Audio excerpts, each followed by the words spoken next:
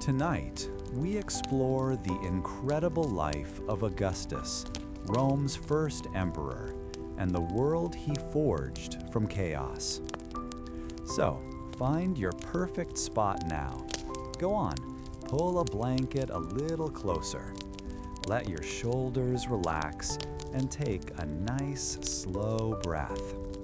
There is nothing else you need to do right now, but rest and simply listen. I wonder where you are as this story begins. Are you settled in for the evening, or is it just the start of your perfectly complicated day on the other side of the world? Either way, I am so glad you're here. If you enjoy these quiet journeys into the past, a quick follow or subscribe ensures you never miss our next chapter together. Our tale begins in a city holding its collective breath. The year is 44 BCE. Julius Caesar is gone, and in the sudden, echoing quiet, everyone from the weary soldier to the calculating senator is asking the same question: what comes next? For a young man named Gaius Octavius, the answer would change everything. In the quiet Greek city of Apollonia, the day unspooled with a familiar and gentle rhythm. For Gaius Octavius, an 18-year-old devoted to his studies, life was measured by the turning of scrolls and the patient cadence of his tutor's voice. He was a slight young man, more accustomed to the weight of a stylus than a sword, and found comfort in the predictable logic of rhetoric and philosophy. He traced the elegant Greek letters on a page, his mind focused on the patterns of an argument, when the hurried sound of sandals slapping against stone broke the afternoon's calm. A messenger, his face slick with perspiration and his tunic stained with the dust of the road, stumbled into the courtyard. The man's chest heaved as he held out a sealed letter, his knuckles white with the urgency of his journey. A sudden coldness, entirely out of place in the warm air, crept over Octavius as he took the message. His fingers, usually so steady, trembled as he broke the wax seal. The script inside was from his mother, frantic and stained in one spot where a tear had clearly fallen. The words seemed to leap from the parchment, stark and brutal. His great-uncle, Gaius Julius Caesar, had been cut down, not on a distant battlefield, but in Rome, on the stone floor of the Senate House, surrounded by men he called his friends.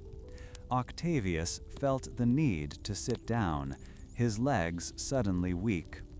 A second document, tucked within the first, was a copy of the will. As his eyes scanned the formal legal language, his breath caught in his throat. The words were plain, and their meaning was as heavy as a mountain. Caesar had named him his son. He, Gaius Octavius, was now Gaius Julius Caesar Octavianus, heir to a name that was either revered as a god's or cursed as a tyrant's, and to a fortune that would make him one of the wealthiest men in the world. He was no longer a student, he was a target. That same news, carried on the wings of rumor and confirmed by fast ships, had already set Rome ablaze. In a smoky tavern near the Forum, the centurion Lucius Vorenus gripped his cup of cheap wine so tightly he thought it might shatter. He was a man made of legionary discipline and the hard certainties of war, having followed Caesar through the mud and forests of Gaul. His scarred knuckles were white, his jaw set like stone. All around him, men were celebrating. Merchants and scribes who had never seen a battle were clapping each other on the back and raising their cups. Varenus felt a sour taste rise in his mouth. The sounds of their joy, their toasts to liberty, and the death of a king were a harsh mix of grating noises that scraped at his loyalty. He let his hand fall from his cup to rest on the familiar leather grip of the gladius at his hip, the short sword that had been his constant companion. He listened as a fat baker, his face flushed with wine and excitement, declared loudly that the Republic was saved. Lucius wondered what republic he meant. Was it the one where powerful men in fine togas grew rich, while the soldiers who won their empire were paid with promises and small plots of useless land? Caesar had remembered his men. Caesar had understood them. The centurion took a long swallow of his wine, the liquid doing nothing to cool the fire in his gut.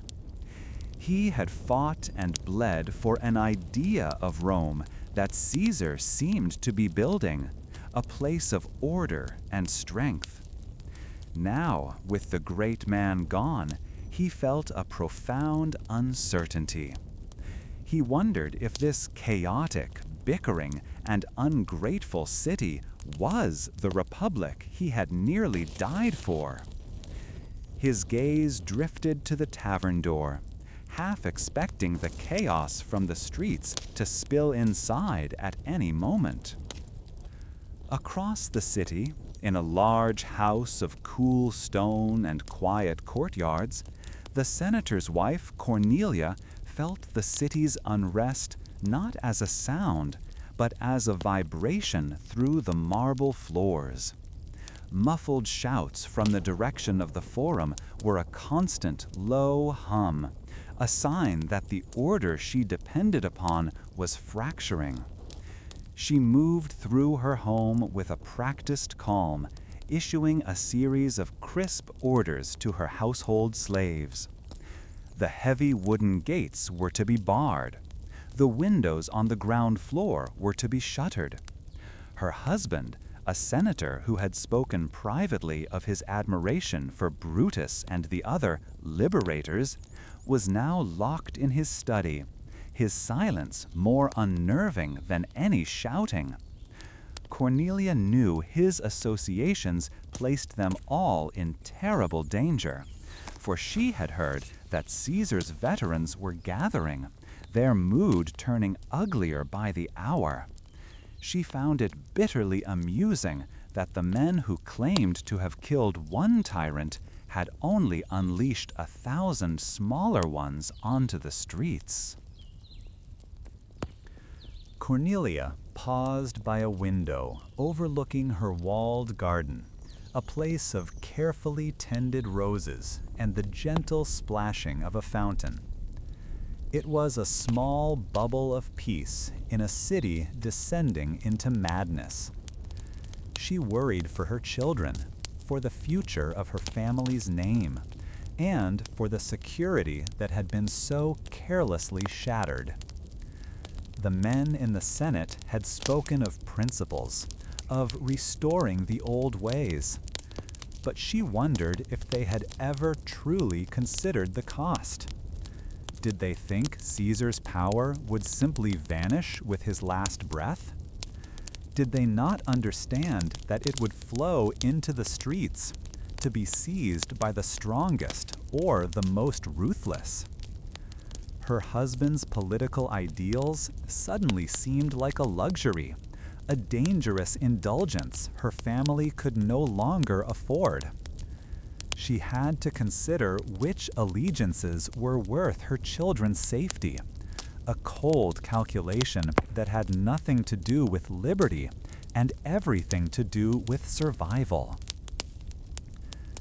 Back in Apollonia, the weight of that same calculation pressed down on the slender shoulders of the newly named heir. Octavian stood on a balcony overlooking the Adriatic Sea, the water a vast, glittering expanse of possibility and peril. The salt spray felt cool on his face as he stared toward Italy, a land he could no longer see as home, but as a viper's nest.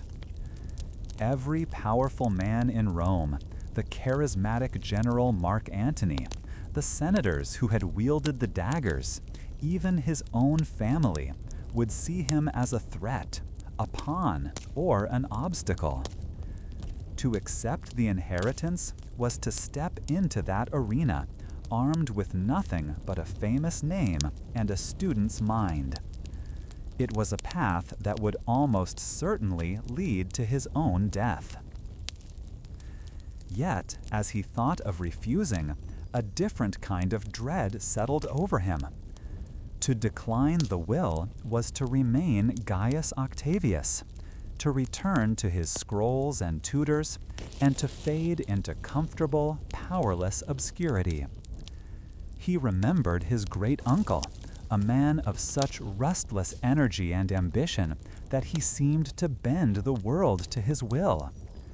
The thought of letting that legacy die, of letting his name be forgotten, felt like a betrayal worse than any physical danger. He found himself torn between the life he had known and the one that had been thrust upon him. A choice had to be made. He turned from the sea, his expression hardening from that of a boy into something else, something colder and more focused. He called for his two closest friends, Marcus Agrippa and Gaius Maecenas, who found him staring at a map of Italy. He did not need to make a grand speech. His decision was conveyed in a simple, quiet order that would echo for generations. Prepare a ship. We are going to Rome. Around the harbor of Apollonia, the sounds of fishermen mending their nets and merchants calling out their wares continued their timeless, steady rhythm, their voices indifferent to the tide of history that had just turned in the quiet villa on the hill.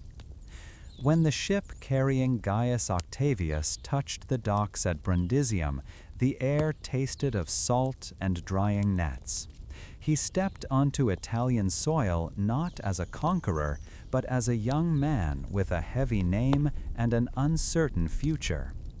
Word of his arrival, carried on the lips of sailors and merchants, moved faster than any official messenger. Because of this, men began to appear on the roads leading to the port city, drawn by a name they had not heard in weeks, a name that still commanded their fierce devotion: Caesar. They came in small groups at first, then in a steady stream, their faces hardened by years of sun and service, their hands calloused from holding a shield and sword. These were his great-uncle's veterans, the men who had followed the eagle standards into Gaul and across the Rubicon. Among them was Lucius Varenus, his old armor cleaned but showing the marks of a dozen campaigns. He stood with his arms crossed, his gaze critical, as he watched the slender youth who now called himself Gaius Julius Caesar Octavianus. This was not the imposing general he had known, a man whose presence could still a rowdy barracks with a single glance. This was a boy, barely old enough to grow a proper beard, with the smooth hands of a student, not a soldier. A murmur of disappointment rippled through the assembled men. They had come expecting a lion and had found a cub. Yet, when Octavian stood before them and spoke, his voice was clear and steady. He did not promise them glory or conquest. Instead, he promised them the money their dead commander had left for them in his will, a promise the powerful consul in Rome had failed to keep. That pledge shifted the mood entirely. as the clink of promised coins was a sound every soldier understood. While this new Caesar gathered his strength in the south, the effects of his great uncle's death were being felt in the markets of Rome. Salvius, a merchant who sold grain and olive oil, found his ledgers filled with numbers that made his stomach clench. The price of grain from Egypt, the lifeblood of the city's poor, had doubled in a month. Political chaos had frightened the sea traders, and their ships remained in distant ports, leaving his storage jars half empty. He saw the result in the faces of his neighbors, in the way mothers pulled their children closer, their movements slowed by a gnawing hunger. This uncertainty created a bitter stew of rumor and resentment that simmered in every alley and tavern. The whispers his customers shared were always the same, spoken just loud enough to be heard over the sounds of the street. They said that Mark Antony, the acting consul and Caesar's most trusted lieutenant, had seized the public treasury for himself. They spoke of the vast fortune Caesar had left to the state, now locked away in Antony's private villa. Salvius listened to these hushed, angry conversations and felt a growing sense of dread. He had seen riots over the price of bread before. He knew how quickly desperation could turn into violence. The stability that Caesar had imposed on the city felt like a distant memory, replaced by the familiar, gnawing anxiety of a city holding its breath, waiting for the next blow to fall. This same anxiety permeated the cool, protected halls of the city's elite. At a tense dinner in her husband's home, Cornelia watched the flickering oil lamps cast long shadows on the faces of the assembled senators. They ate little and drank much, their conversation a low, urgent hum. The subject of their talk was not Antony, whose power they all understood and feared, but the unexpected arrival of the boy, as they called him. Her husband, his face pale with worry, wondered aloud if the youth was a fool or a genius for daring to use Caesar's name so boldly. Another senator argued that he was a useful tool, a potential weapon to be aimed at Antony to weaken the consul's grip on the city. Listening to them, Cornelia sensed their deep division. They were caught between the terrifying reality of Antony's legions and the ghost of Caesar, now seemingly reborn in this unproven heir. The men around the table were accustomed to a world of clear rules and established hierarchies, but the ground was shifting beneath their feet. They could not decide if this young Octavian was a threat to be crushed, an ally to be courted, or a passing distraction that would soon be forgotten. Their indecision was a kind of paralysis, leaving the field open for the two men who were not afraid to act. The senators talked of restoring the Republic, but their words were hollow, filled with the fear of choosing the losing side. Finally, Octavian entered Rome. He did not arrive at the head of a legion, a move that would have been an open declaration of war. Instead, he came as a private citizen, escorted only by a small group of friends and loyal veterans. This calculated humility was a masterful piece of theater. It allowed him to claim his inheritance without appearing to be a military threat, forcing his opponents to deal with him in the political arena of the city. His first act was to seek a meeting with the man who held all the power and all the money, Mark Antony. The confrontation took place not in the Senate House, but in Antony's own grand home on the Palatine Hill, a place of imposing marble and conspicuous wealth. Antony received him in a large, open courtyard. He was a man in his prime, broad-shouldered and confident, a celebrated general who had stood beside Caesar in his greatest victories. He regarded the young man before him with an expression of mild amusement, as a grown man might look at a child playing with his father's sword. Octavian, pale and composed, did not wait for the consul to speak. He stated his purpose directly. He was Caesar's adopted son, and he demanded the funds from Caesar's estate to pay the legacies promised to the people of Rome and the veteran soldiers. He spoke of duty, of honoring a sacred will, his words precise and unwavering. The consul's amusement hardened into contempt. He laughed, a short, sharp sound that echoed off the stone walls.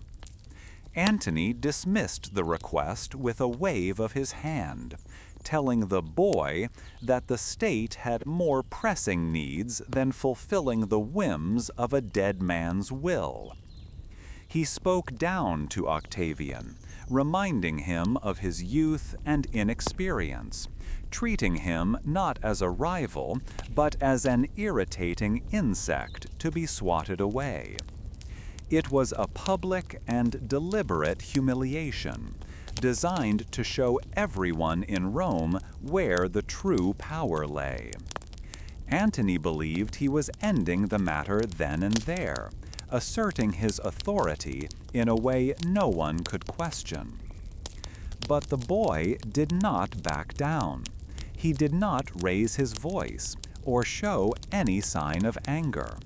He simply met Antony's dismissive gaze and replied that a debt was a debt, and a promise to the Roman people was sacred. He would find a way to pay what was owed, with or without the consul's help.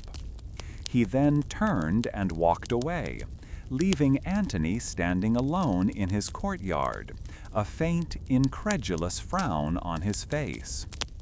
The consul did not realize it yet, but the quiet challenge he had just dismissed was not the end of a nuisance. It was the beginning of a war. The conflict would not be fought with armies right away, but with words, with promises, and with the powerful memory of a name. The news of the confrontation spread through the city like a fever. In his market stall, Salvius heard the story from a dozen different customers, each telling it with a little more drama. People who had been grumbling about Antony now had a champion, however unlikely. They saw a young man standing up to a powerful bully on their behalf. In the great houses, the senators, including Cornelius' husband, were stunned by the boy's audacity.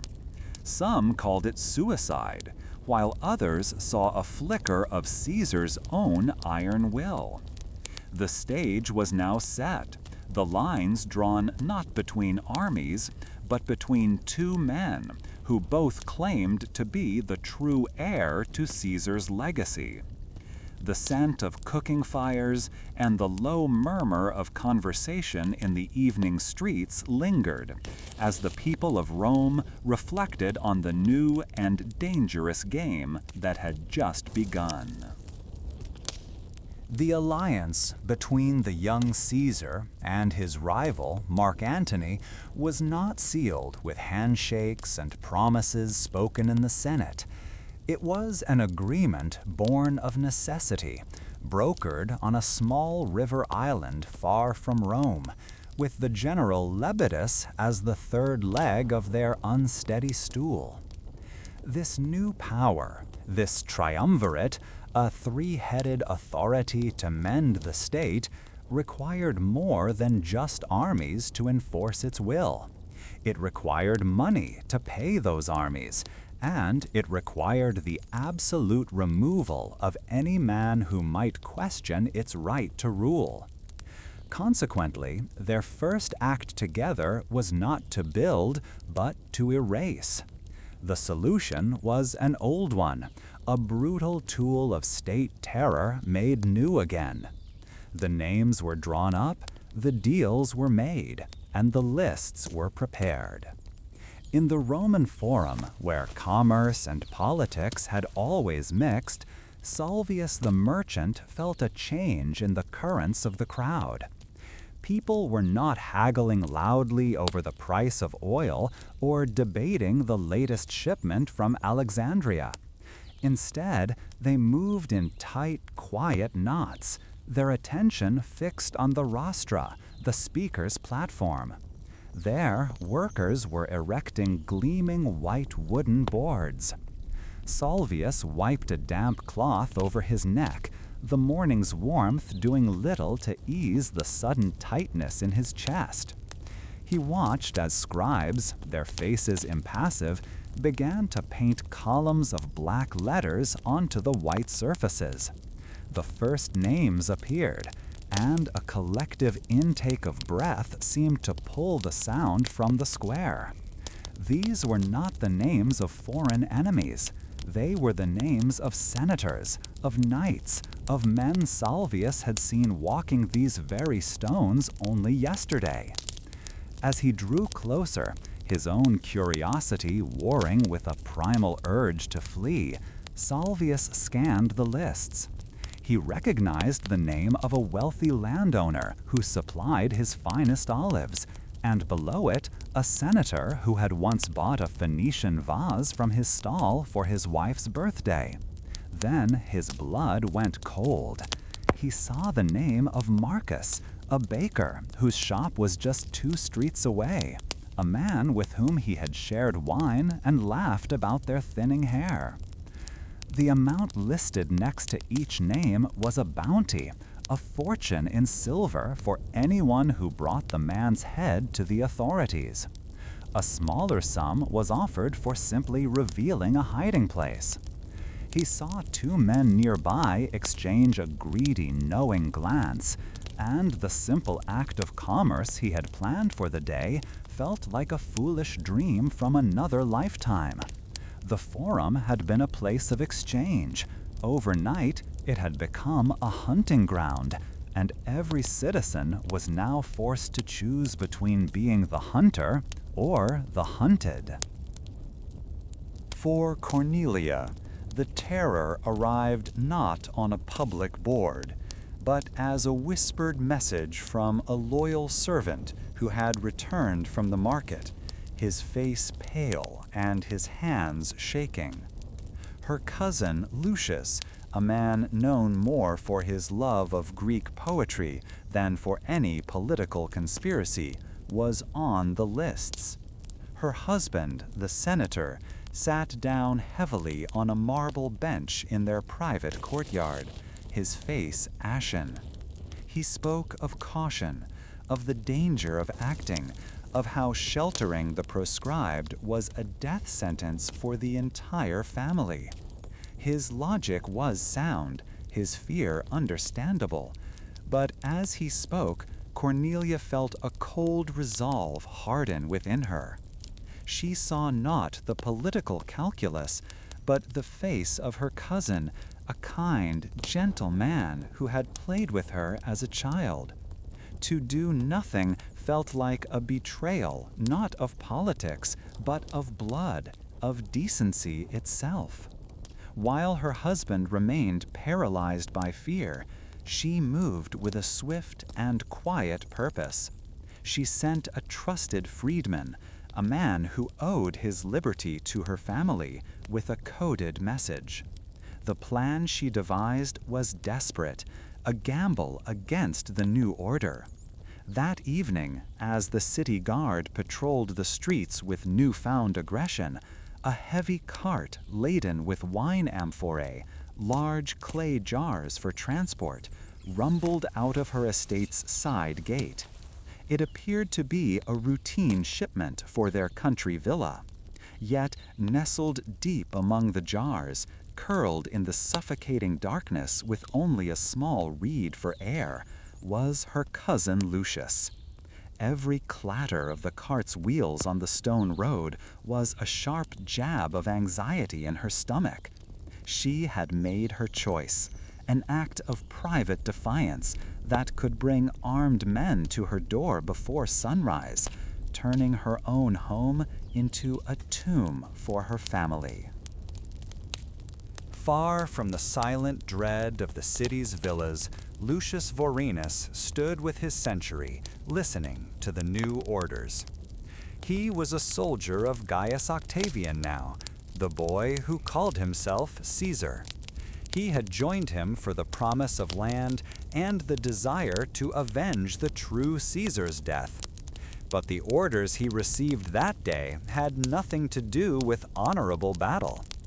He and his men were not being sent to face an enemy legion. They were being dispatched as collectors. They were given a list of names and addresses, the properties of the proscribed, and instructed to seize everything for the triumvirate's treasury. His first assignment was the villa of a senator whose name he vaguely recognized, a man who had spoken out against Antony months ago. The heavy oak doors were barred, but a few swings of a battering ram splintered the wood with ease. Inside, the villa was eerily silent. A half-eaten meal of bread and figs lay on a table in the dining room, as if the family had fled in the middle of their dinner. Lucius walked through the rooms, his hobnailed sandals echoing on the fine mosaics. In one chamber, a small wooden horse lay on its side, a child's forgotten toy. In another, a loom held an unfinished tapestry, its vibrant threads telling a story that would never be completed. He felt a profound sense of unease, a sourness in his gut that was entirely different from the adrenaline of combat. This was not conquest, it was violation. He was not a warrior securing a victory for Rome. He was a thief in the service of powerful men, picking through the bones of a life that had been extinguished by a line of ink on a wooden board. His men moved through the house with a practiced efficiency, gathering silver plates, rolling up expensive scrolls, and prying gems from jewelry boxes. They were soldiers, following orders, and the promise of a bonus for their work was a powerful motivator. But Lucius could not shake the feeling that something had broken. He had fought Gauls in muddy forests and stood firm against Pompey's legions in the fields of Greece. That had been war, a brutal but straightforward business of shield against shield. This, however, was a cold, systematic purge that pitted Roman against Roman, not on a battlefield, but in their own homes. He looked at the portrait of a stern-faced ancestor painted on the wall, its eyes seeming to judge him. He was questioning the very nature of the cause he served, wondering if this brutal peace was any better than the chaotic war it was meant to replace. Back in the city, Salvius quickly packed his wares.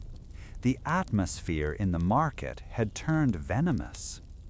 He watched from the corner of his eye as a man was dragged screaming from a bakery, his face a mask of terror.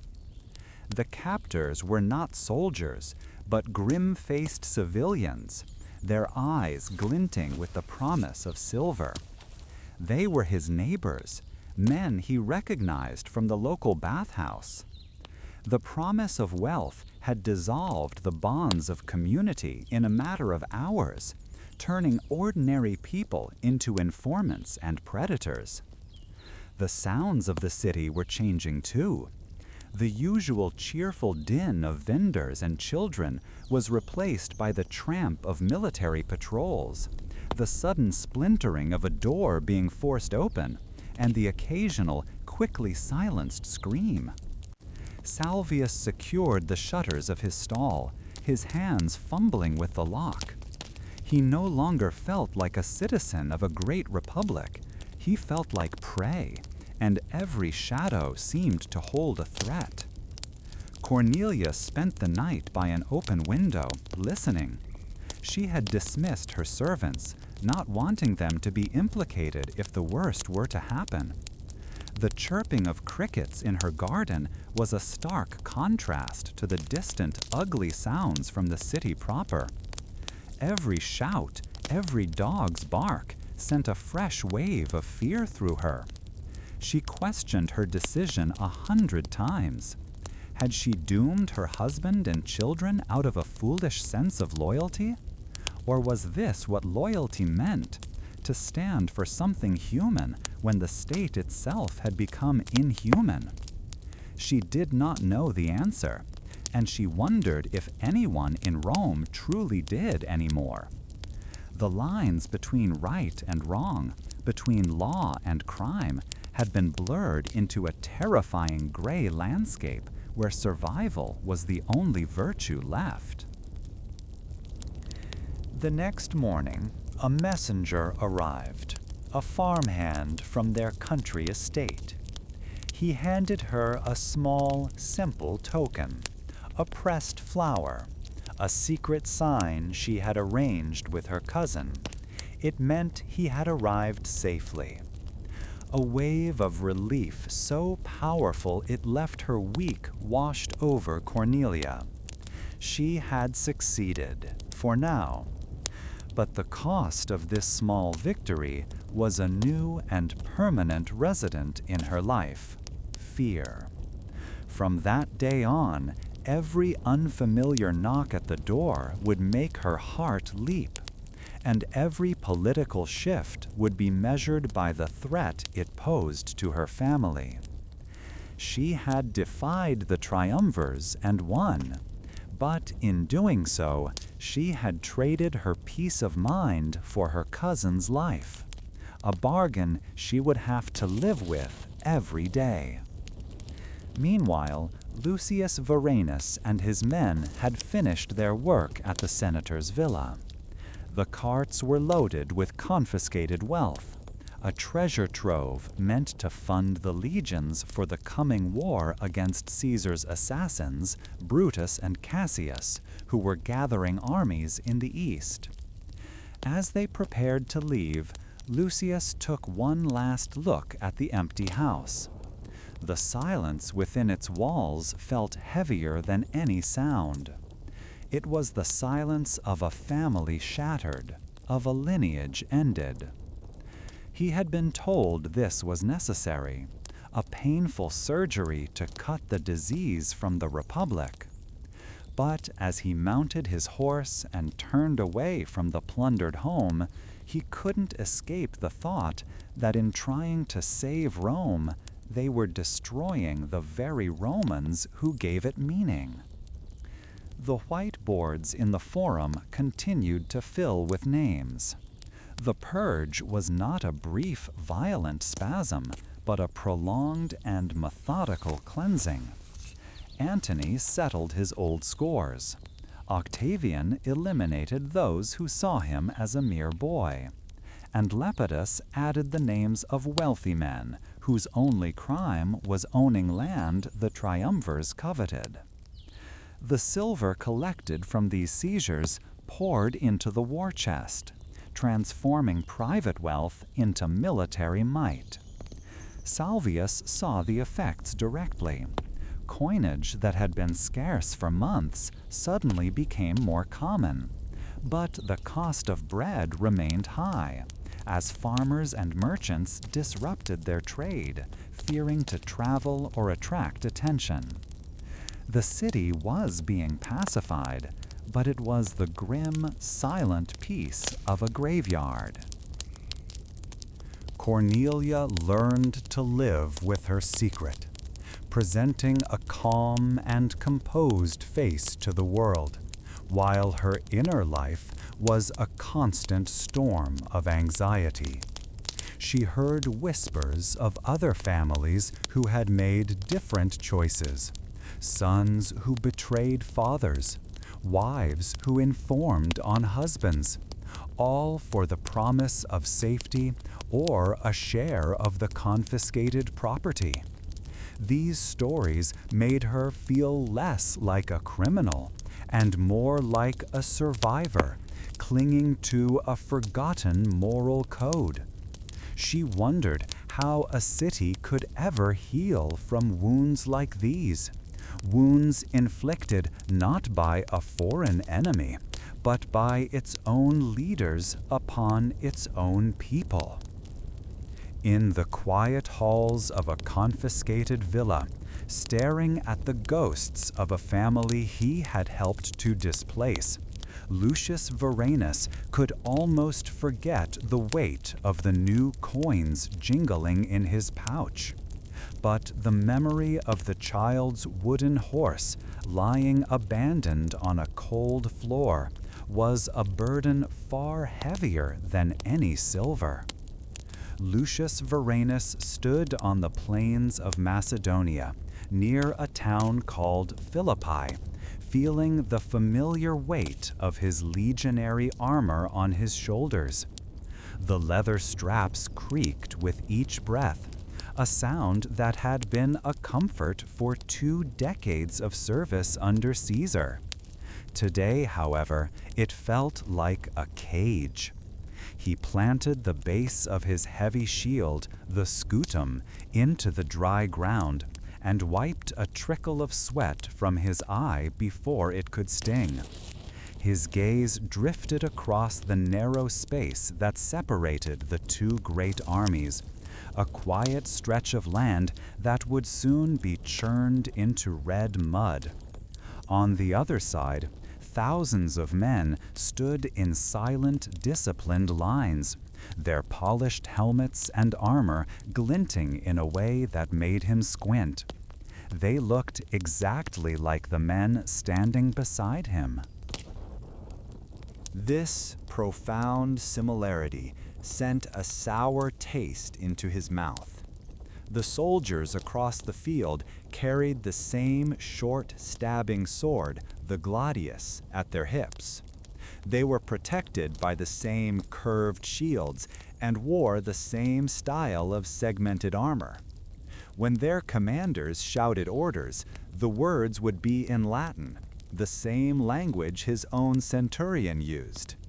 He recognized the eagle standard of the 10th Legion, a unit that had fought with his own in Gaul.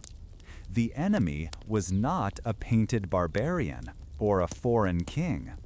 The enemy was a mirror, another Roman, another man who believed he was fighting for the soul of the Republic. This realization did not fill him with anger, but with a deep, hollow ache, a weariness that settled in his bones before the first sword was even drawn. The sudden blast of a horn shattered the stillness, and the sound was answered by another from the opposing line. Lucius's world narrowed instantly. The years of drilling took over his body, moving his limbs without conscious thought. He raised his shield, locked it with the shields of the men on either side, and became part of a single, bristling wall of wood and steel. The ground began to tremble as tens of thousands of sandaled feet advanced in perfect step. A great roar went up from both sides, a single, terrible sound in a shared language of war. He could no longer see individuals across the field, only a charging wave of metal and red cloth. His hand, slick with sweat, tightened on the grip of his sword as he prepared for the brutal impact. When the lines crashed together, the sound was a violent mix of splintering wood, screeching metal, and the strained grunts of men pushing against each other. Lucius shoved his shield forward, feeling the shock of another shield slamming into it vibrate up his arm. He stabbed forward through a gap, a quick, economical motion he had practiced countless times, and felt the sickening resistance as his blade found its mark. There was no time for thought or regret, only for the next movement. Around him was a chaotic dance of survival. A man to his left went down with a spear in his throat, and another soldier immediately stepped forward to fill the gap. Lucius fought with a cold efficiency, but with every enemy soldier he struck down, the ache in his spirit grew. Each fallen man was a Roman, a potential farmer, father, or craftsman lost to the Republic forever. As the battle raged on, the disciplined lines dissolved into pockets of desperate, swirling combat. Lucius, separated from his unit, found himself near the enemy's camp. He saw soldiers of Antony's legions storming the earthwork walls, overwhelming the defenders of Cassius's headquarters. He watched as men swarmed through the tents, not just fighting, but seizing anything of value. The ordered violence of the battlefield gave way to the frantic greed of looters, and the sight turned his stomach. This was not a noble clash of ideals. It was a brawl over power and wealth. He turned away, seeking the familiar sight of his own legion's standard, and fought his way back toward it, his movements growing heavier with each step, his arm burning from the strain of wielding his sword. In a quiet tent miles from the front line, Gaius Octavian lay on a simple cot, the muffled sounds of battle a distant torment. A wave of sickness washed over him, a familiar enemy that cramped his stomach and left him frail. His body, so often a traitor in moments of crisis, had failed him again. He was the son of Caesar, a commander of armies, yet he could not stand without his vision swimming. The immense responsibility for the thousands of men fighting and dying in his name pressed down on him, a physical weight that made it hard to breathe. He felt a surge of shame, a bitter frustration at his own weakness. His reputation, his future, the entire cause he had inherited, all depended on a victory he could not even witness. His close friend and brilliant general, Marcus Agrippa, entered the tent, his face grim, but his movements calm and purposeful. He brought news from the front, speaking in low, clipped tones about which legions were holding, which were faltering, and how Antony's wing was faring. Octavian listened intently, his mind racing to form a picture of the chaos Agrippa described. He offered strategic suggestions, his voice thin but clear, forcing himself to be the commander his men needed him to be. He relied completely on Agrippa's eyes and his steady nerve, and in that moment their bond was forged not just in friendship, but in the absolute necessity of trust. One man had the name and the authority, the other had the strength and the tactical genius to make it mean something. Days later, the fighting finally ceased. The victory was total, but it brought no celebration. Word spread quietly through the exhausted camps that Cassius had taken his own life after mistakenly believing the battle was lost. Then came the news that Brutus, the last of Caesar's assassins, had done the same, after a final, desperate defeat. Lucius sat by a small fire, cleaning his sword with a piece of cloth, his hands moving mechanically. He listened to the whispers around him, the hushed talk of the enemy commander's fates. There was no joy in these reports, no sense of triumph. The men spoke as if discussing the deaths of distant relatives. They had won, but Rome had lost an entire generation of its leaders, men who, right or wrong, had believed they were acting for the good of the state. When the command came to pack up and prepare for the march, a profound exhaustion settled over the survivors. Lucius looked at the faces of the men in his legion, seeing not the pride of conquerors, but the hollowed-out expressions of men who had seen too much. They had murdered their own brothers on that field, and for what? For the ambition of Antony? For the name of a sickly boy in a tent?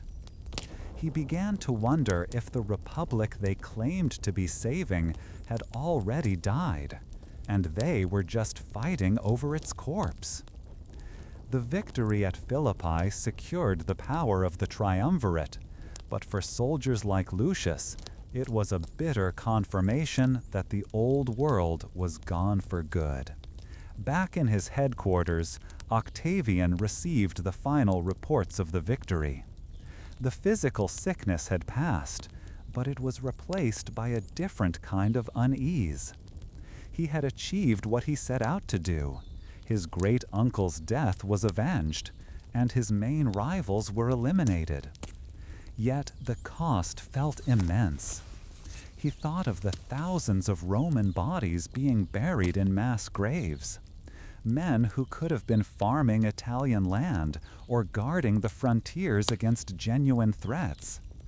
He understood, with a clarity that chilled him, that winning a civil war was not like conquering a foreign land.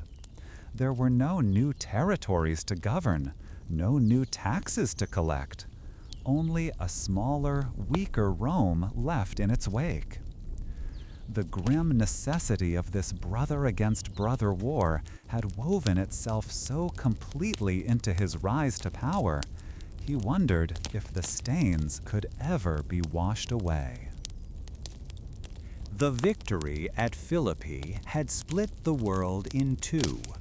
While one half of the governing power returned to the familiar stone and order of Italy, the other half, Mark Antony, traveled east into lands of older gods and deeper colors. To this new court in Alexandria, the Roman envoy Quintus Fabius Maximus arrived, carrying messages of state. Stepping off the ship, he felt the warmth seep through the leather of his sandals and found himself blinking against a brightness that seemed to reflect off every surface.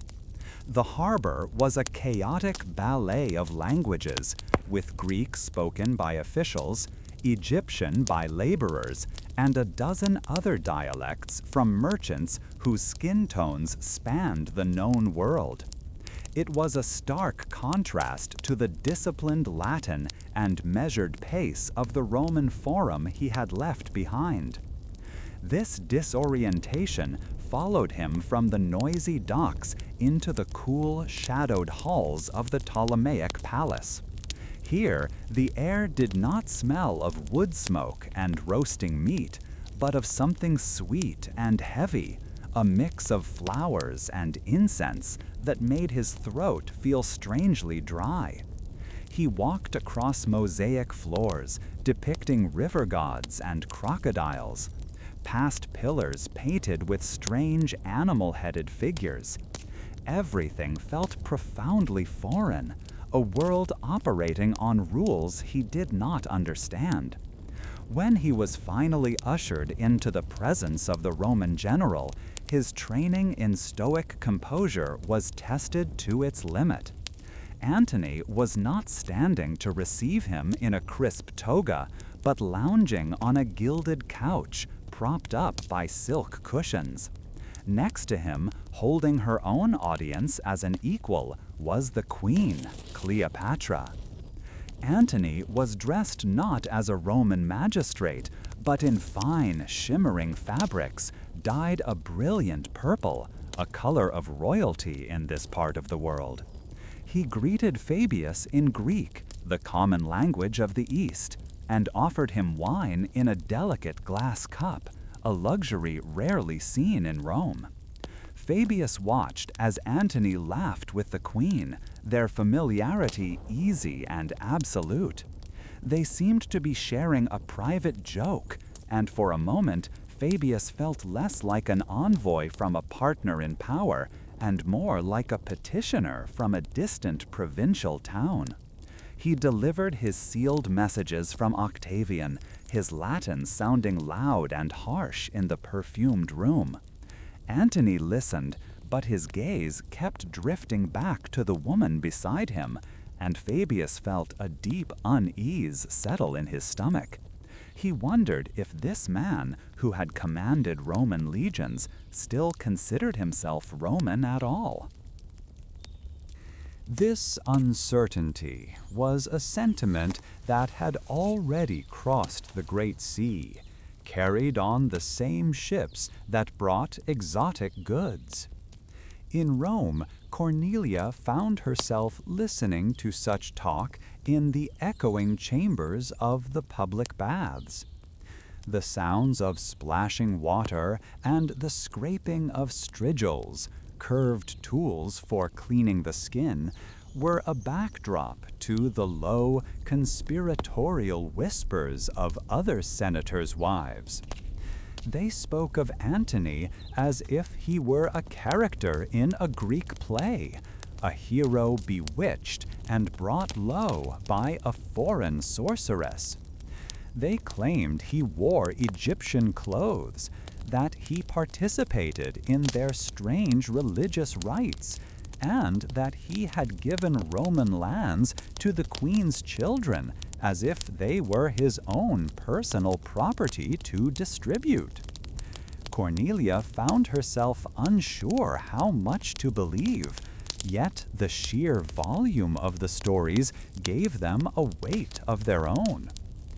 She knew that such tales were dangerous, regardless of their truth. They painted Antony as a man who had forgotten his heritage, who had traded his Roman gravity for Eastern decadence. One woman, her voice dripping with disapproval, recounted a story she'd heard from a cousin's steward who had just returned from Alexandria. "They say he calls her the new Isis," she whispered, referring to the powerful Egyptian goddess, and that he presents himself as Dionysus. The other women gasped. To them, this was not just a personal failing, it was a political betrayal, an abandonment of the simple, sober virtues that had made Rome strong. Cornelia thought of her husband, who was growing increasingly vocal in his support for the young Octavian, a man who, by contrast, seemed to embody all those traditional Roman values. While the city's elite worried about ideology, Salvius, the merchant, was focused on more practical matters. His stall in the market was suddenly filled with wonders from the East, goods that arrived on the very ships that carried the scandalous rumors.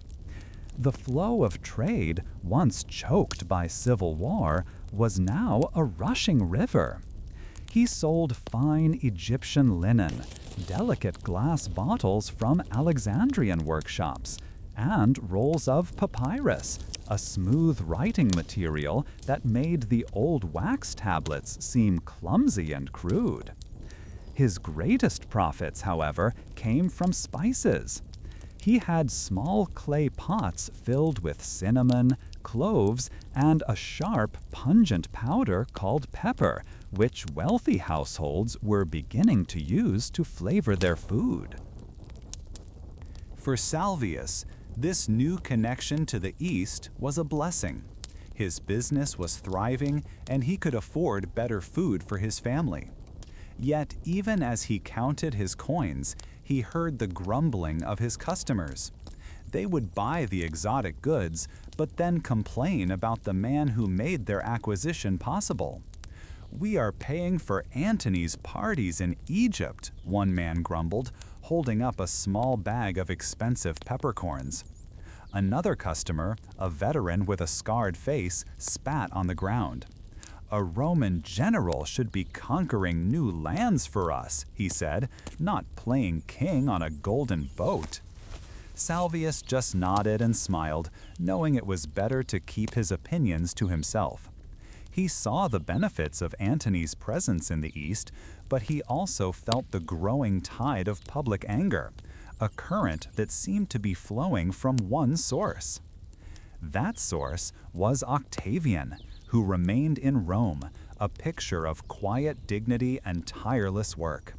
He was seen in the Forum, dressed in a simple toga made by his own household, just as the ancestors had done. He was seen overseeing the repair of temples that had fallen into neglect and personally ensuring the grain shipments arrived on time. While stories of Antony's lavish lifestyle spread, tales of Octavian's modest habits became equally common. People would point out that he lived in a simple house on the Palatine Hill, not a grand palace, and that he drank common wine, not the expensive vintages favored by the rich. He never spoke ill of his partner in public, but he didn't have to. The contrast he presented was more powerful than any speech.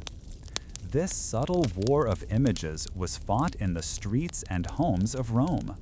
A visiting poet seeking patronage found that odes to rustic simplicity and the virtues of the Italian farmer were suddenly in great demand. Graffiti appeared on walls, one side praising Antony's generosity, the other depicting him as a slave to a foreign queen. Cornelia saw how this division was cleaving the Senate. Some senators, who had business interests in the East, defended Antony, arguing that his alliance with Egypt secured the grain supply and provided a vital buffer against the Parthian kingdom. Others, aligning with Octavian, argued that Antony was setting a dangerous precedent, behaving like one of the old Hellenistic kings Rome had long ago conquered. Fabius, the envoy, felt this cultural chasm deeply during his extended stay in Alexandria. He was invited to a feast that felt more like a theatrical performance than a Roman dinner party. Dancers with bells on their ankles moved through the room, and music from unfamiliar stringed instruments created a strange, hypnotic rhythm. The food was a puzzle of sweet and savory flavors, dishes seasoned with spices that were entirely new to his palate. He ate carefully, trying to maintain his dignity, while watching Roman officers he knew from past campaigns recline with lotus flowers woven into their hair, laughing and shouting in Greek as if they had forgotten their mother tongue entirely. This spectacle was a world away from the formal, predictable dinners he was used to in Rome. There, conversation was about politics, law, and war. Here, it was about philosophy, poetry, and the movements of the stars. He tried to engage a Roman centurion in a conversation about legionary recruitment, but the man simply waved a hand dismissively. "Quintus, my friend, you must learn to relax," the centurion said, his words slightly slurred. "The East teaches you that there is more to life than marching and building walls." Fabius felt a growing sense of isolation, a feeling that he was the last true Roman in a city of dreamers and pleasure seekers. Back in his market stall, Salvius saw the two worlds collide in the goods he sold. A wealthy matron might arrive in a covered chair carried by servants to buy a bolt of purple silk, the very material Antony was said to wear, while at the same time complaining about his decadent behavior. The irony was lost on no one. The city craved the luxuries of the East, but feared its influence. This contradiction was the ground in which Octavian planted his seeds of doubt. Salvius realized that people wanted both things at once: the stability and prosperity that came from Antony's control of the rich eastern provinces, and the comforting traditional leadership that Octavian offered them at home. It was a choice between two futures for Rome, and no one knew which would prevail.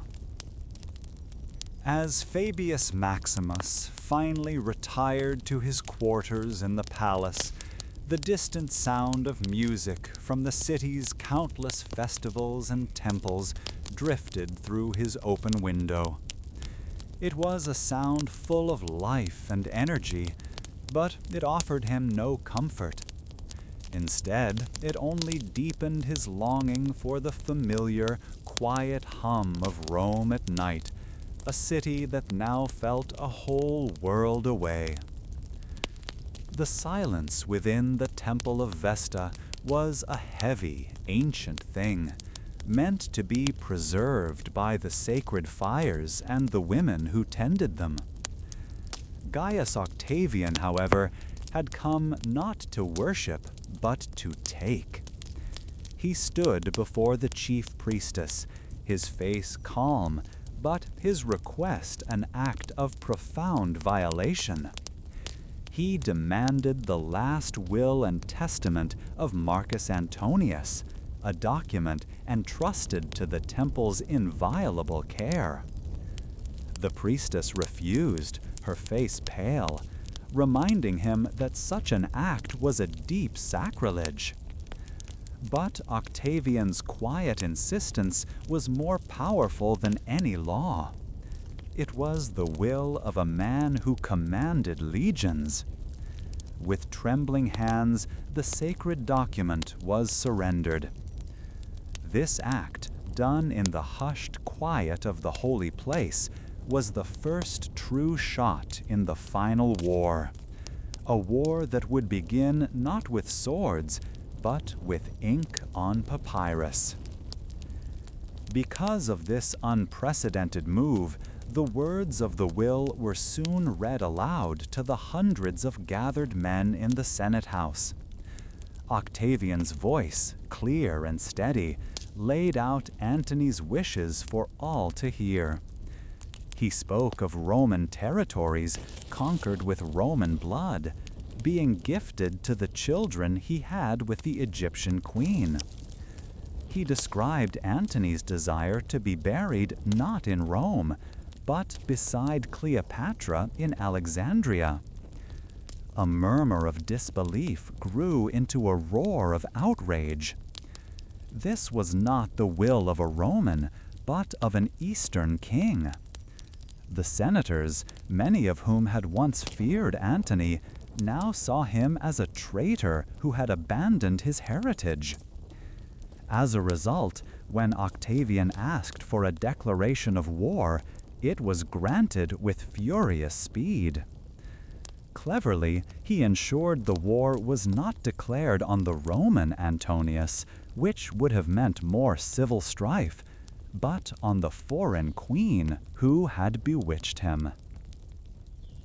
This decision meant that men like Lucius Vorenus, now a senior centurion hardened by years of conflict, were once again preparing for battle. This time, however, his training grounds were not dusty fields, but the rolling decks of ships.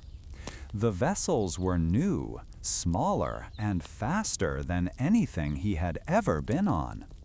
They were called Liburnians, copies of ships used by pirates, and they felt dangerously light beneath his feet. He was a soldier of the land, accustomed to the solid certainty of earth. Instead, he now spent his days teaching his legionaries how to throw a grappling iron from a swaying platform, and how to fight in the cramped spaces between the mast and the railings. The quick, nimble roll of the vessel was a constant, unsettling reminder that this war would be won or lost on the water, a world alien to the Roman soldier. Across the Ionian Sea, a Greek sailor named Demetrios felt no such uncertainty. He served on one of Antony's great quinquerenes, a warship with 5 banks of oars, a true monster of the sea. Standing on its broad deck, he felt as if he were on a floating fortress. The timbers beneath him were thick and solid, the bronze ram at the prow a promise of unstoppable force. When he looked out at his fleet gathered near the coast of Actium, he saw hundreds of these giants, their sails and banners a proud forest on the water. They had watched Octavian's smaller ships gathering for weeks, and the mood among Antony's men was one of contempt.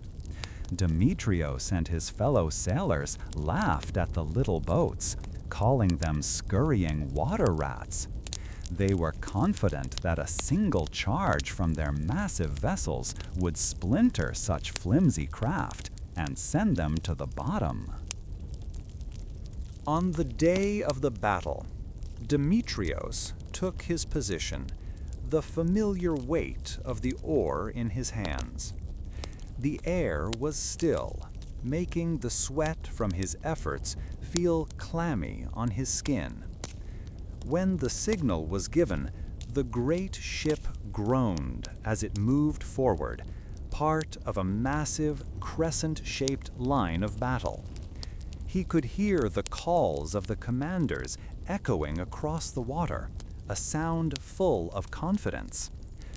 But as they closed with the enemy, the battle unfolded in a way he could not have imagined.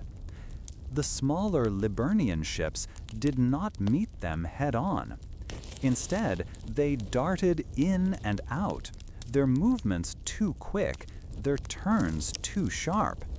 They moved like angry bees, swarming the larger ships, their crews raining down javelins and flaming arrows from a safe distance. From his own vessel, Lucius Varenus felt the strategy click into place. His ship danced around a lumbering enemy giant, easily avoiding its clumsy attempts to ram them. He gave the order, and his men hurled pots filled with burning pitch onto the enemy deck, followed by a volley of arrows. The enemy vessel was too crowded and slow to react effectively. Its deck, slick with pitch and oil for waterproofing, caught fire quickly. Smoke, acrid and blinding, billowed upwards, stinging his eyes and making his throat raw. He saw his legionaries use their grappling irons to pull close, board the enemy ship, and engage in the close quarters fighting they knew so well. The enemy's advantage in size had become a fatal weakness, turning their ships into large, flammable targets. For Demetrios, the battle descended into a nightmare of confusion and terror. The disciplined rows of oarsmen on his ship were thrown into chaos as the smaller enemy vessels shattered their oars, leaving them crippled in the water. Fire was spreading from the ship next to his, and the screams of trapped men were a horrifying new sound mixed with the clash of battle. Then he saw something that broke his spirit completely. To the south, a flash of gold caught his eye.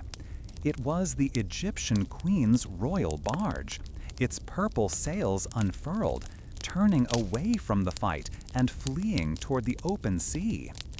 Moments later, he watched in disbelief as the flagship of Marcus Antonius himself broke from the line and followed her, abandoning his fleet and his men to their fate. The sight of their commander's retreat shattered the morale of Antony's forces. A wave of despair washed over the fleet. Ships began to surrender, while others tried to flee, only to be picked off by the faster Liburnian vessels. For Demetrios, the fight was over. He dropped his oar and stared at the spreading chaos, the taste of ash and defeat in his mouth. The invincible fortress he had stood upon was now just a helpless, burning wreck. The long, terrible era of civil wars was not ending in a heroic clash of titans, but in the smoke and confusion of a leader's flight. The great struggle for the soul of Rome was over, decided by a war of words and the nimble efficiency of a pirate ship. The day's brutal conflict had left its stain upon the waters, but for the people of the Roman world, a long-awaited and uncertain peace had finally begun. The roar of the crowd was a physical force, pressing in on Cornelia from all sides as she stood on a rented balcony overlooking the sacred way. Below, the procession of Octavian's triumph for the victory at Actium unspooled like a golden ribbon through the heart of Rome. For hours, she had watched legionaries march past, their armor gleaming, their standards held high. Carts rumbled by, piled with the treasures of Egypt, statues of strange animal-headed gods, heaps of silver and gold, and bolts of impossibly fine linen. The sheer quantity of wealth was dizzying, a river of riches pouring into a city that had been starved by decades of war. Cornelia felt a profound sense of relief wash over her, a feeling shared by the thousands packed into the streets. The wars were over. Her sons would not have to fight other Romans. This thought, so simple and so powerful, brought a dampness to her eyes. Yet, as Octavian's chariot, drawn by 4 white horses, came into view, a different feeling surfaced, a familiar knot of uncertainty. The man standing in the chariot was no longer the boy who had challenged Antony. He was a master of the world, and every senator, every merchant, every soldier in the city knew it. Behind him, a slave held a golden crown over his head, a traditional part of the ceremony. But the gesture felt dangerously close to the real thing. The crowd chanted his name, a sound like the breaking of a great wave. And she saw him smile and wave with a practiced ease. She wondered, as her husband had wondered aloud last night in the privacy of their chambers, what name they were supposed to call him now. He held the power of a king, but the very word rex was poison in Rome, a title that had cost his own great-uncle his life. Every part of this magnificent spectacle was carefully planned, she realized, not just to celebrate a victory, but to answer a question no one dared to ask aloud. Across the city, a Gallic chieftain named Commius watched the same procession with a different kind of awe. Brought to Rome to negotiate a treaty for his tribe, he was less interested in the gold than in the organization that had acquired it. The sheer discipline of the marching soldiers, the engineering of the wheeled platforms carrying captured ships' prows, the very scale of the city itself. It all spoke of a power that was more than just military might. He had walked through the city for days, his sandals dusty from endless construction. Entire sections of the old, crumbling brick city were being torn down, and in their place rose gleaming new structures of white marble. He saw the foundations of a massive new forum being laid, and watched cranes, powered by human treadmills, lift stone blocks high into the air. This was a city not just celebrating a victory, but remaking itself in the image of its victor, a project of such ambition it made his own people's hill forts seem like children's toys. This sense of overwhelming power was even more present when Commius was finally granted his meeting with Octavian. He was led not into a throne room, but into a surprisingly plain office in the victor's house on the Palatine Hill. Octavian wore a simple toga, devoid of the purple of a general or the gold of a monarch. He did not sit on an elevated chair, but met Commius on the same level, offering him a seat. He spoke of the Gauls not as conquered subjects, but as partners in securing the peace of the northern frontiers. When their discussion turned to Octavian's own position, the man waved a dismissive hand. "Rome has no kings," he said, his voice calm and firm. "I am merely the first among citizens, the princeps. My duty is to protect the republic, not to rule it." The words were humble, but Commius, a man whose life depended on understanding the subtle currents of power, felt a deep chill. He had seen rulers his entire life, and this man, who claims to be no ruler at all, was the most absolute of them all. Later that evening, Cornelia listened as her husband returned from a long session at the Senate. His face was etched with a mixture of fatigue and confusion. He and the other senators had spent the day debating titles and honors for Octavian. "He refuses every grand name we offer," her husband explained, pacing the mosaic floor of their atrium. "He rejects dictator. He shies away from liberator. He insists he is only restoring the old ways." Another senator, visiting for wine, snorted into his cup. "He restores the republic by holding all of his armies in his hand. He gives us back our freedom by controlling the grain supply and the treasury. It is a performance, and we are all actors in his play." Cornelia felt a pang of fear for the man's open cynicism, but no one disagreed. The conversation circled endlessly around the same unanswerable question. If he was not a king and not a consul in the traditional sense, then what was he? Octavian himself was consumed by that very question. Alone in his study late at night, he reviewed lists of provincial governors and military deployments. The weight of it all was immense. 40 years of civil war had broken the state. The old systems had failed, producing only bloodshed and chaos. He knew with absolute certainty that only the strength of one man's will could hold the fragile peace together. Yet he also knew that the Roman people would never accept an open monarchy. The memory of the Tarquin kings was woven into the very fabric of their identity.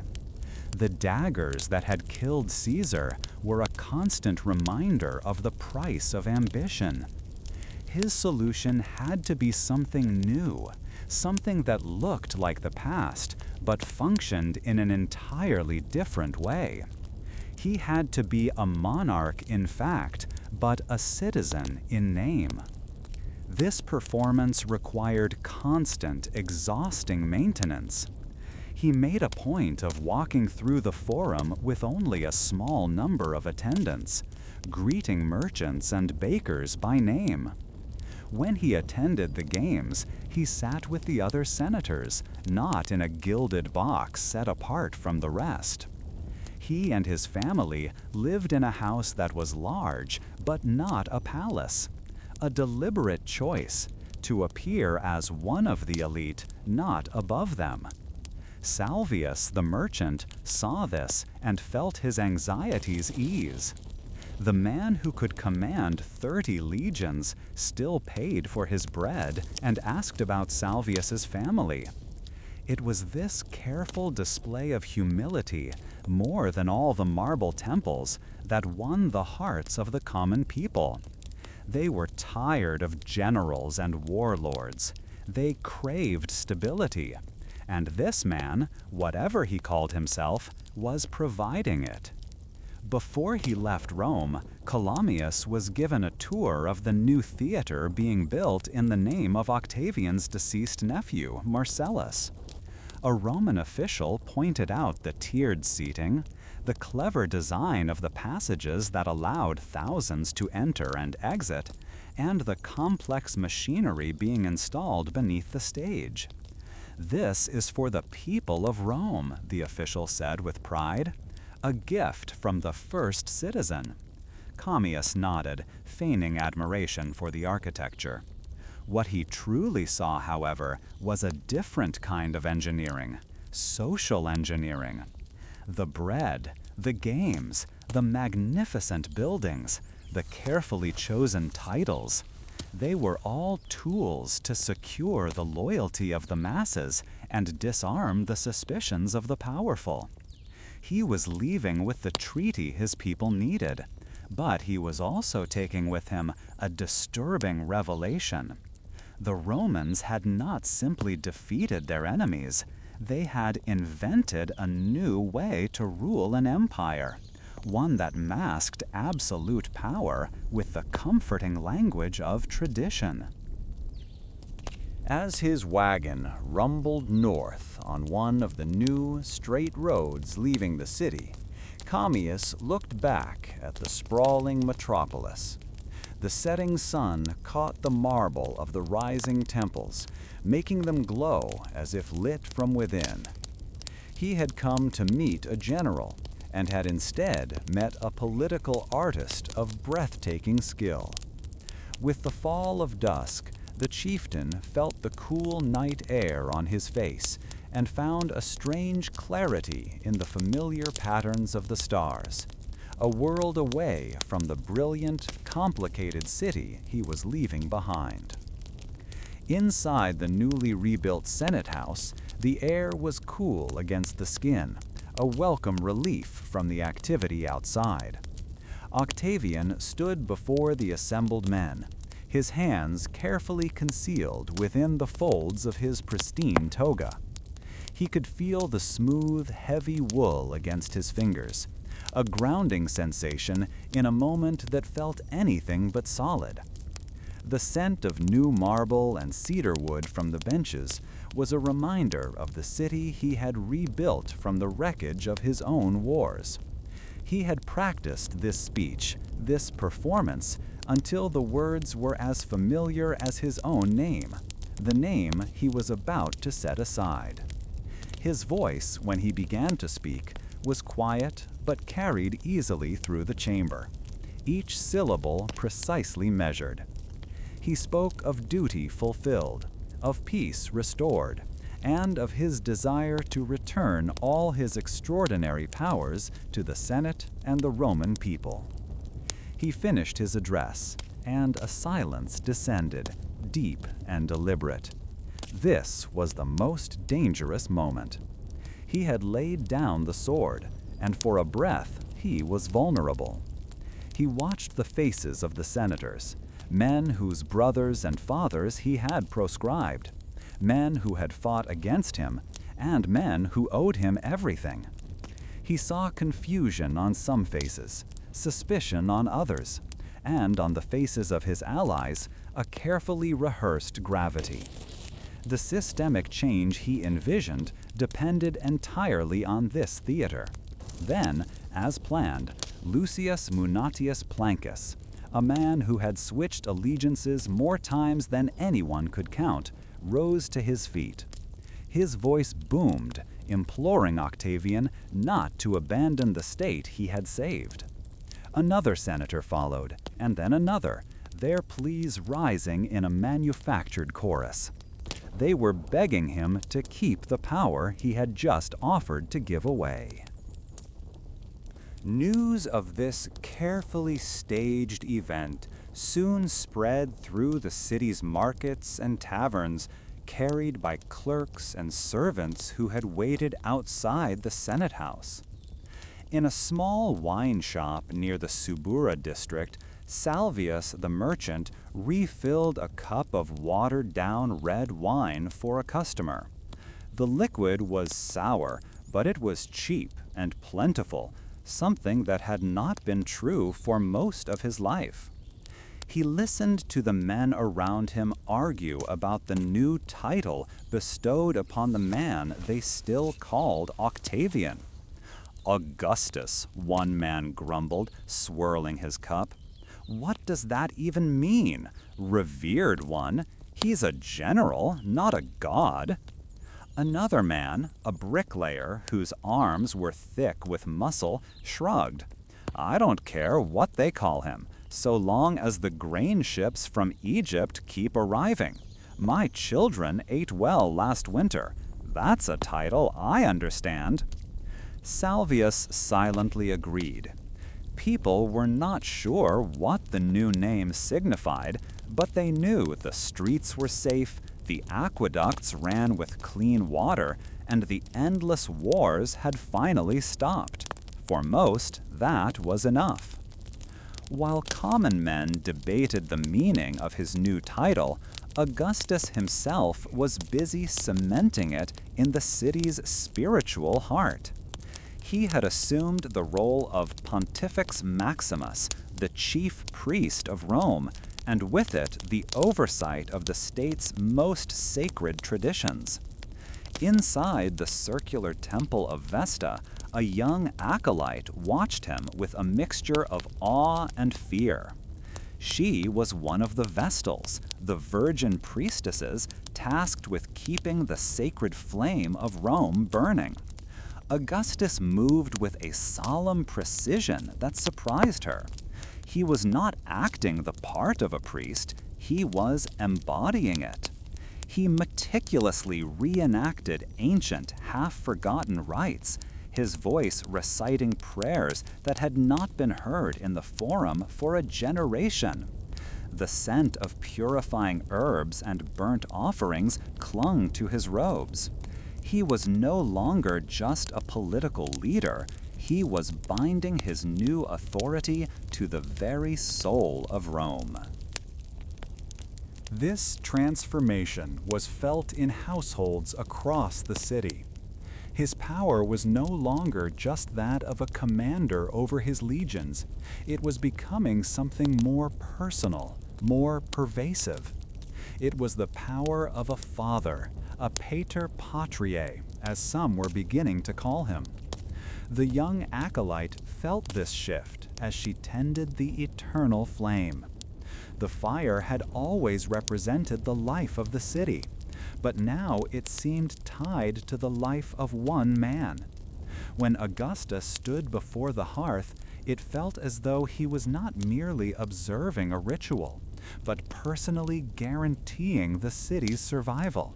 He was making himself indispensable, weaving his identity so tightly into Rome's traditions that to remove him would be to unravel the fabric of the state itself. The girl wondered if this was what true power looked like, not a sword, but a sacred oath. Back in his modest house on the Palatine Hill, Augustus reviewed architectural plans under the light of an oil lamp. He was not building a palace for himself, but public works for the people, temples, libraries, and great public baths. Each new structure of gleaming marble was another argument for his rule, a physical manifestation of the peace he had brought. He knew that the name Augustus and the titles granted by the Senate were just words. True authority had to be built from stone and cemented with prosperity. The memories of the prescriptions, of the red-stained lists in the forum, had to be paved over with new forums and washed clean by the flowing water of new aqueducts. The warlord Octavian, stained with the blood of civil war, had to be buried beneath the foundations of the peaceful princeps, Augustus. This systemic renewal extended beyond Rome. Messengers traveled along newly paved roads, carrying edicts that standardized laws and taxes in distant provinces. The change was quiet but absolute. The chaotic and competitive republic, where powerful men vied for control, was being replaced by a centralized administration that answered to a single authority. For Salvius, this meant his shipments of pottery from Gaul and olives from Hispania were no longer subject to the whims of corrupt local governors. Trade routes were protected, piracy had been swept from the seas, and a stable currency made business predictable. He still grumbled about the new taxes Augustus levied, but it was a small price to pay for the order and security that allowed his business and his family to thrive. The old system had brought ruin. This new one brought a steady, if unexciting, peace. The young acolyte at the Temple of Vesta also saw the effects of this new order. Donations to the temple, once sporadic, were now regular and generous. Augustus himself funded repairs to the ancient structure, ensuring its roof did not leak and its sacred objects were kept in polished cases.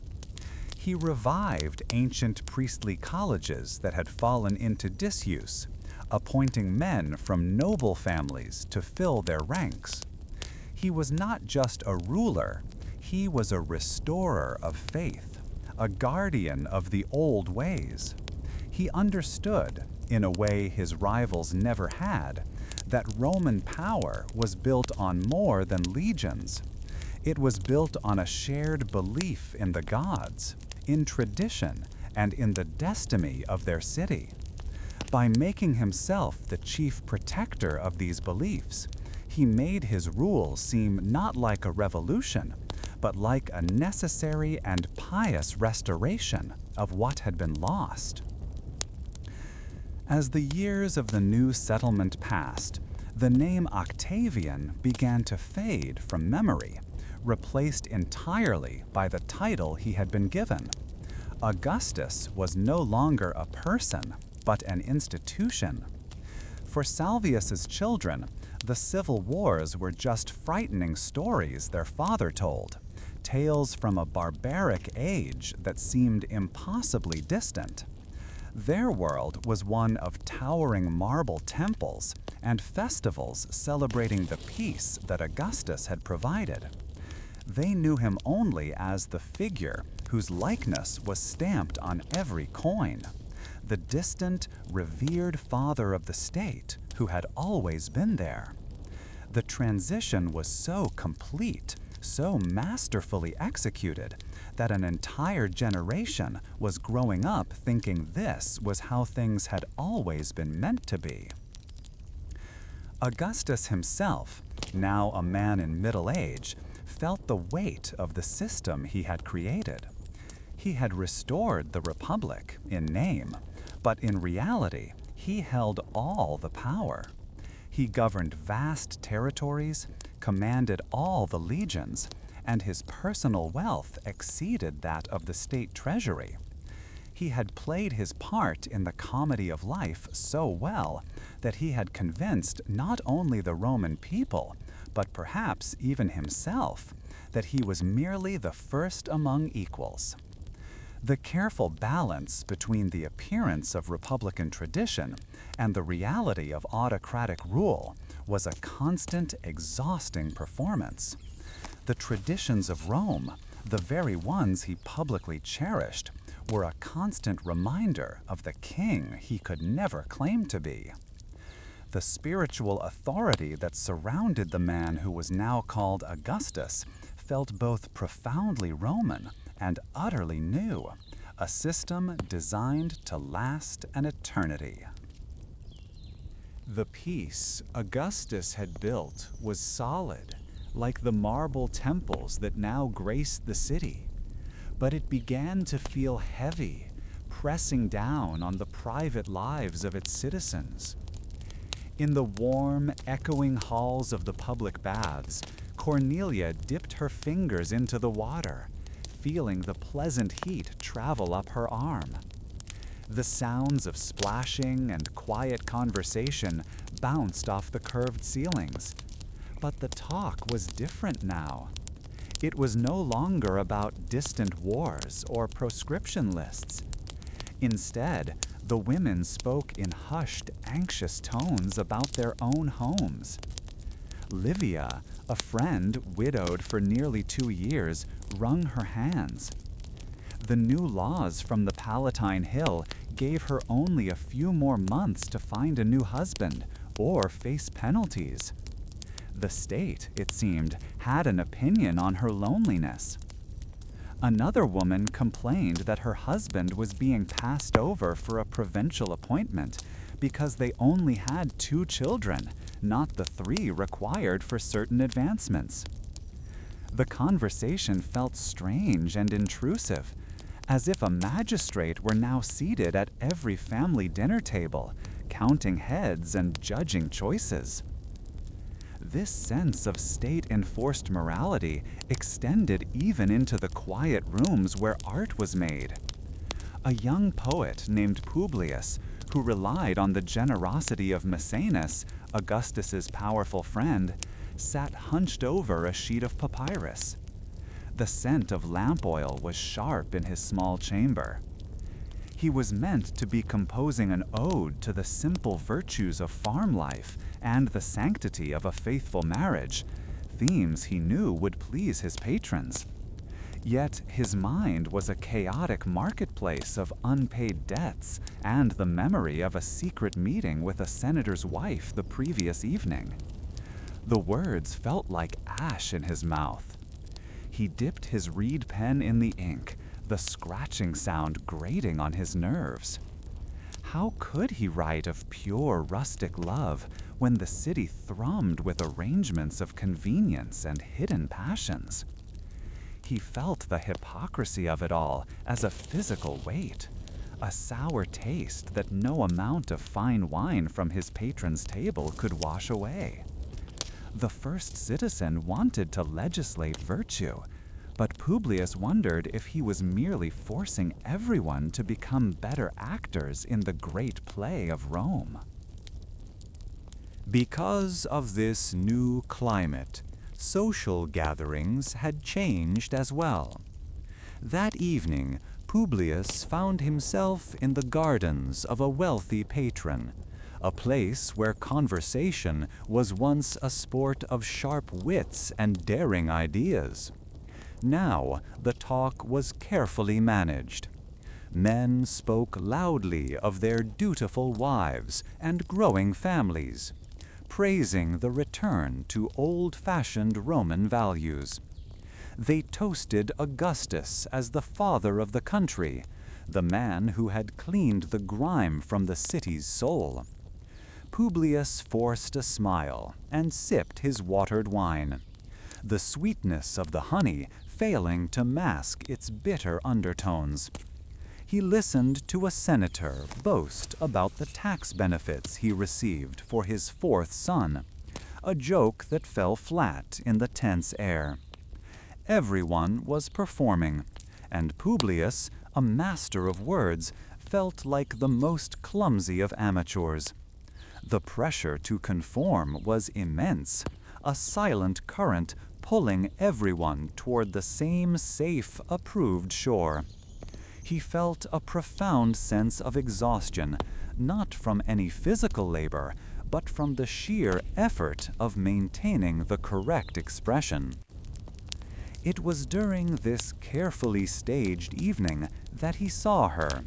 Julia, the daughter of Augustus himself, was holding court in a circle of her own. She was not beautiful in the placid, marble goddess way favored by the new regime's art. Her face was too intelligent, her eyes too full of quick, assessing humor. A group of charming and clever men, many of them poets and thinkers, surrounded her. Her laughter was not a delicate titter, but a genuine, unrestrained sound that cut through the garden's polite drone. She debated a line of poetry with one man, made a sharp political joke to another, and her every gesture seemed to defy the rigid, moralizing world her father was so carefully constructing. Publius watched, fascinated and unnerved. She was the living embodiment of the spirit and wit that Augustus's laws seemed designed to suppress. In her, the old, chaotic, brilliant republic still seemed to breathe, and it was a dangerous, captivating sight. The tension between the public image and private reality was becoming a source of real difficulty for many. A few days later, Cornelia faced a direct consequence of the new laws. Her friend Livia came to her in distress, her face pale. A widower of considerable wealth, but brutish reputation, had made an offer of marriage. To refuse him would be to defy the law and risk her inheritance, but to accept would be to chain herself to a life of quiet misery. "The law says I must remarry," Livia whispered, her voice trembling. "It does not say I must be happy." Cornelia felt torn.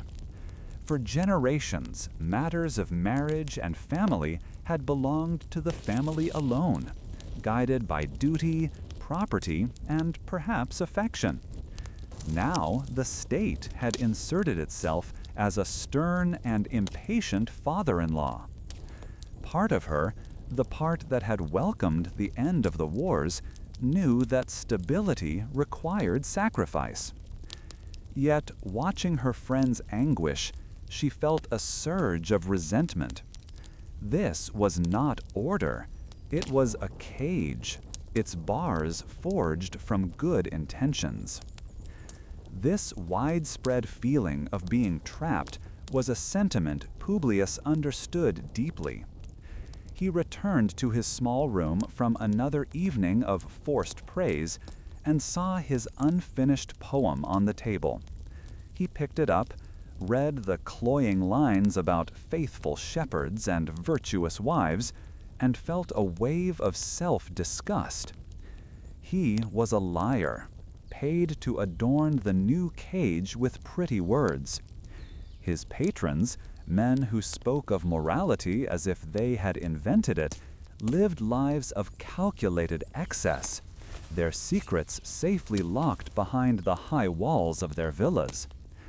He thought of Augustus, the man who had signed the death warrants of hundreds of senators, now lecturing those who survived on marital fidelity. Was it possible that the man who had remade the world was blind to the realities of the human heart? Or, far more unsettling, did he see it all and simply not care, believing that the appearance of virtue was enough to hold the state together? The poet began to see this contradiction everywhere. He noticed how the new statues of the imperial family depicted them with a stern, pious simplicity that felt utterly false. Augustus was always shown as a calm, benevolent figure, a priest and a father, never the ruthless young man who had waded through blood to get to this point. Publius wondered if this was the true nature of the new age. To build a beautiful marble facade to hide the crumbling brick of human nature. The endless construction projects, the new temples, the restored traditions. Perhaps they were all just part of an elaborate effort to make everyone forget the brutal truths of the past 40 years. Peace had been achieved, but its price was a kind of collective amnesia, a shared pretense that Rome had been reborn, pure and strong, from the will of one man. One night, walking home through the Forum, Publius saw a litter, a covered chair carried by servants, stop nearby. From it emerged Julia, returning from some late-night gathering. For a moment she stood alone, looking up at the temple of the divine Julius, her great-uncle and adoptive grandfather, whose statue seemed to watch over the city.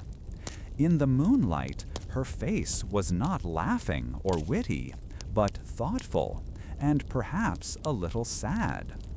Publius felt a sudden, unexpected connection to her. They were both children of this new, complicated Rome, living in the shadow of a father whose ideals seemed impossibly high and whose power was absolute.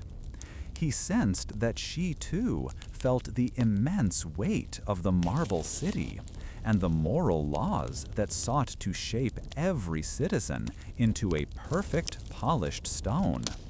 The vibrant life she led seemed less like defiance and more like a desperate search for air in a world that was slowly, methodically sealing itself shut. This realization did little to ease his own burdens, but it made him feel slightly less alone in his hypocrisy.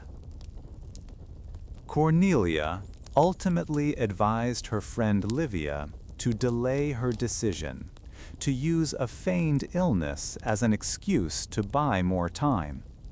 It was a small act of subversion, a quiet refusal to let the state's timetable override a human life. This choice felt both necessary and dangerous, a private rebellion in an age where public conformity was the highest virtue. She worried that spies and informers who had thrived during the proscriptions might now find new work reporting on those who failed to live up to the first citizens' moral standards. Her home, once a sanctuary, now felt exposed, its walls thin and its secrets vulnerable. The peace that Augustus had brought was real. The trade routes were safe. The legions were on distant frontiers. But it was an anxious peace, maintained by a system of rewards and punishments that reached into the most intimate corners of life. The poet Publius, meanwhile, finally finished his ode. He wrote of the joy of children, the strength of a loyal wife, and the clean sweat of honest farm labor. The words were elegant, the rhythm was perfect, and he knew Maecenas would be pleased. As he made a clean copy, he felt a sense of detachment, as if some other man had written the lines. He had learned the great lesson of his time. Survival and success depended on one's ability to separate the person one was from the part one had to play. He had played his part well. just as Augustus had played his on the day he restored the Republic. The entire city, it seemed, was now a stage. This new moral landscape was perhaps the most ambitious construction project of all, far more complex than any temple or aqueduct. It was an attempt to rebuild the Roman soul. But while marble and brick could be shaped and set in place, human desire proved to be a far more stubborn material. The laws could command behavior, but they could not command belief. People began to live two lives, a public life of adherence to the Augustan ideal, and a private life where older, more complicated truths persisted.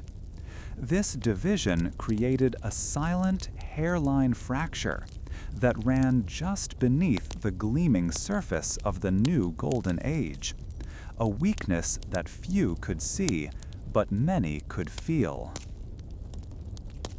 As the city's noises quieted for the night, Publius stood by his window, looking out over the rooftops.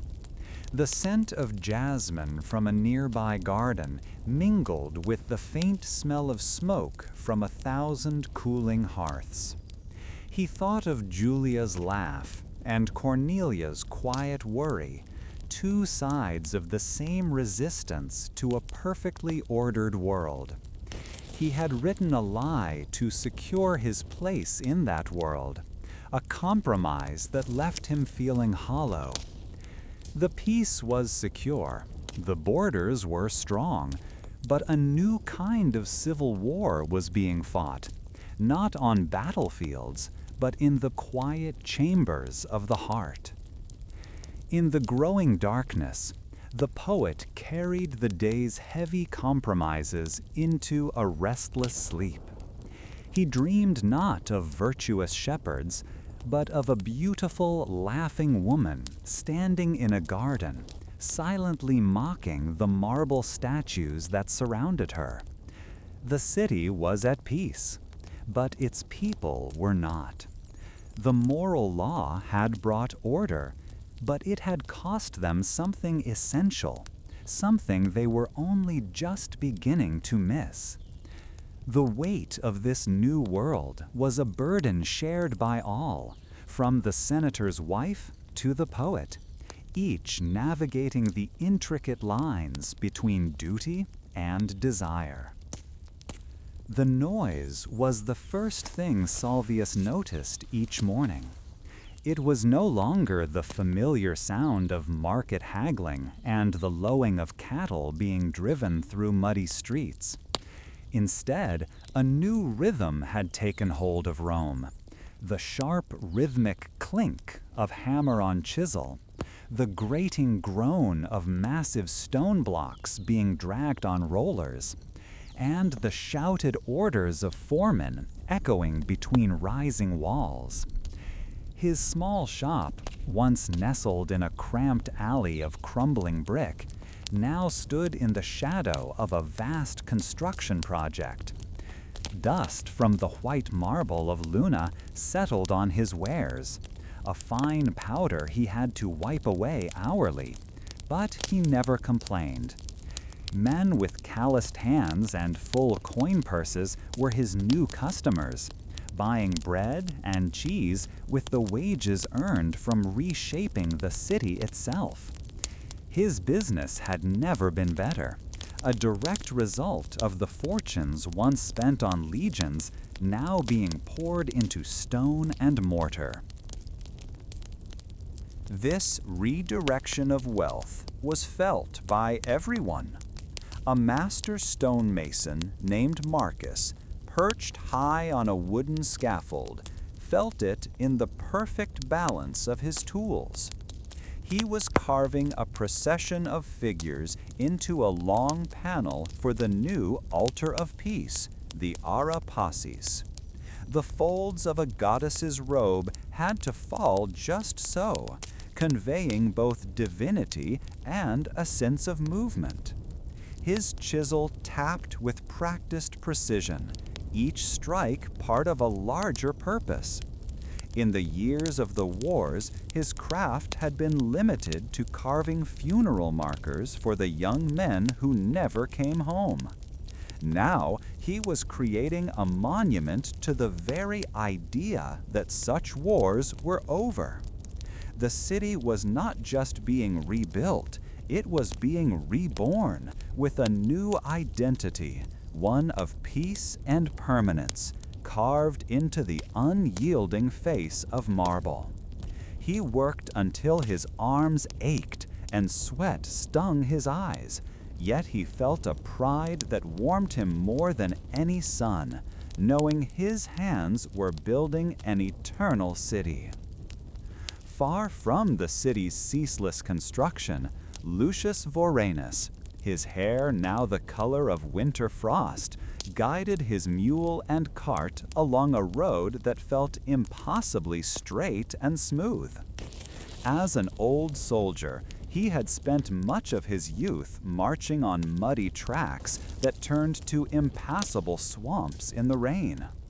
This journey to visit his son in Rome, a trip that once would have been a week-long struggle against the land itself, now took only 2 days. The road was a marvel of engineering, paved with flat, tightly fitted stones that hummed under his cart's wheels. He felt the solid, reliable surface as a personal assurance that the world had been put back in order. Along the way, he paused to let his mule drink from a trough fed by a steady stream of clear, cool water, a simple luxury brought to the countryside by the same new era of building. As he drew closer to the city, another set of wonders dominated the landscape. Great stone aqueducts, their arches marching across the plains like tireless legions, strode over valleys and hills. They were a testament to a power that no longer needed to conquer foreign lands, but could instead conquer nature for the benefit of its people. Lucius remembered a time when the water of the Tiber was all most people had, often tasting of mud and filth. Now, he understood, clean water flowed into countless fountains across Rome, a gift from Augustus himself. He marveled at the sheer scale of the undertaking, the immense resources required to build such structures. It was a visible promise, a declaration that the state's primary duty was no longer waging war, but nurturing life. The wealth that had once armed brother against brother now gave clean water to their children. When he finally passed through the city gates, Lucius barely recognized the Rome of his youth. The narrow, winding streets he remembered were being replaced by broad avenues. The old, soot-stained brick buildings, which had always seemed to lean on each other for support, were disappearing. In their place rose magnificent structures of gleaming white, their columns and pediments reaching for the sky. He felt like a traveler in a foreign land, a stranger in his own home. His son met him near the Capitoline Hill, and, seeing the look of awe on his father's face, simply smiled and gestured for him to follow. The change was overwhelming, a complete remaking of the world he had known. His son led him to the newly completed Forum of Augustus, a grand space designed to impress and intimidate. At its heart stood the Temple of Mars the Avenger, a colossal structure built to fulfill a vow made long ago on the fields of Philippi. Lucius stood before it, his head tilted back, and felt the weight of history settle upon him. He had fought in that battle, a young man filled with grief and a desire for vengeance against Caesar's assassins. Now, that raw, bloody emotion had been transformed into this towering monument of polished stone. It was both a memorial to the dead and a warning to any who would plunge Rome back into chaos. A sense of civic pride, something he hadn't realized was missing, filled his chest. This was not just a building, it was the final word in a long and bitter argument. Later that day, as he walked through the markets, he overheard men discussing Augustus's famous boast. They said the princeps claimed he had found a city of brick and was leaving it a city of marble. Lucius looked at the new basilica under construction, at the half-finished porticos, and at the endless stream of carts hauling stone from the quarries. He thought of the straight, paved road that had carried him here, and the great aqueducts striding across the countryside. The words were not a boast, he realized, but a simple statement of fact. The transformation was so profound, so absolute, that it felt like the work of a god, not a man. He wondered for a moment if it could last. Was this new, solid world merely a beautiful facade, a thin layer of marble hiding the same old crumbling brick beneath? Could the ambitions of powerful men tear it all down again? The question lingered, a shadow in the corner of his mind. But it was hard to hold on to such doubts while surrounded by such overwhelming proof of stability. The very air seemed different, no longer charged with fear and uncertainty, but with the purposeful energy of creation. That evening, the old soldier sat with his son on a rooftop overlooking the city, the setting sun turning the marble buildings a soft shade of pink. He listened to the steady, peaceful sounds of a capital at work, a world away from the camps and battlefields that had defined his life. Tomorrow, his son had promised they would visit the new public baths. The old legionary settled back against the warm clay tiles, content for the first time in a long time. The night was calm, and the day's work was done. Arminius, son of the Cherusci chieftain, felt the chill of the marble bench through his fine woolen tunic. In Rome, he was a citizen, an equestrian, a knight of the empire.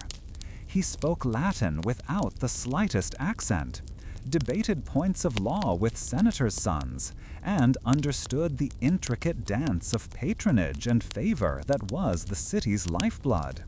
He learned how a legion moved, how its engineers could bridge a river in a day, and how its quartermasters could feed 10,000 men in a hostile land.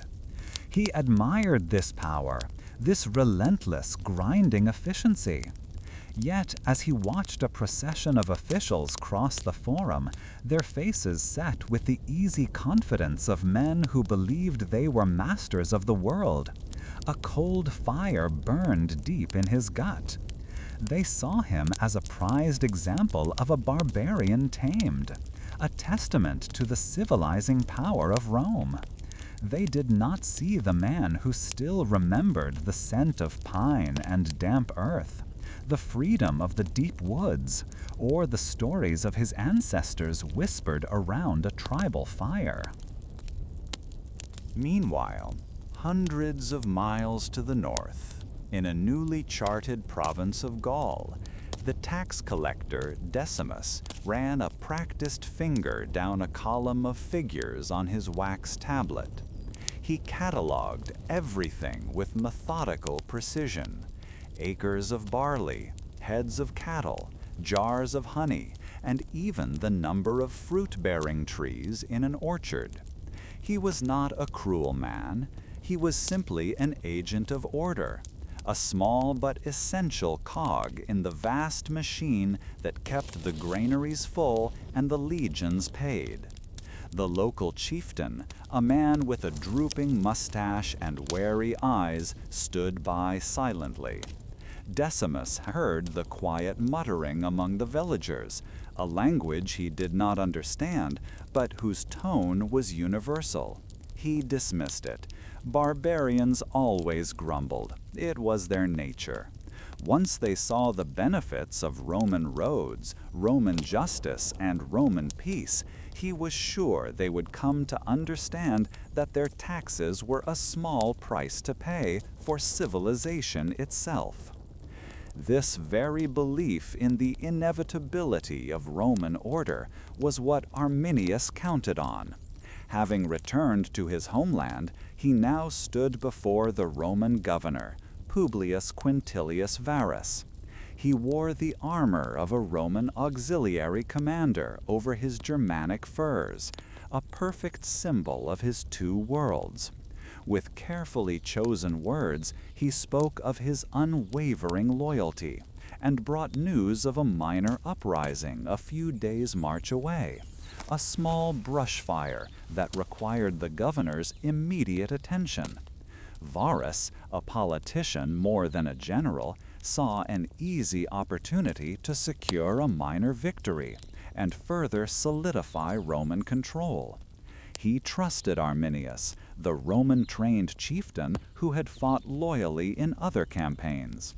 Some of the older, more cautious Roman officers felt a prickle of unease, wondering why they should divert 3 entire legions from their winter quarters and march them through the dense, trackless Teutoburg forest.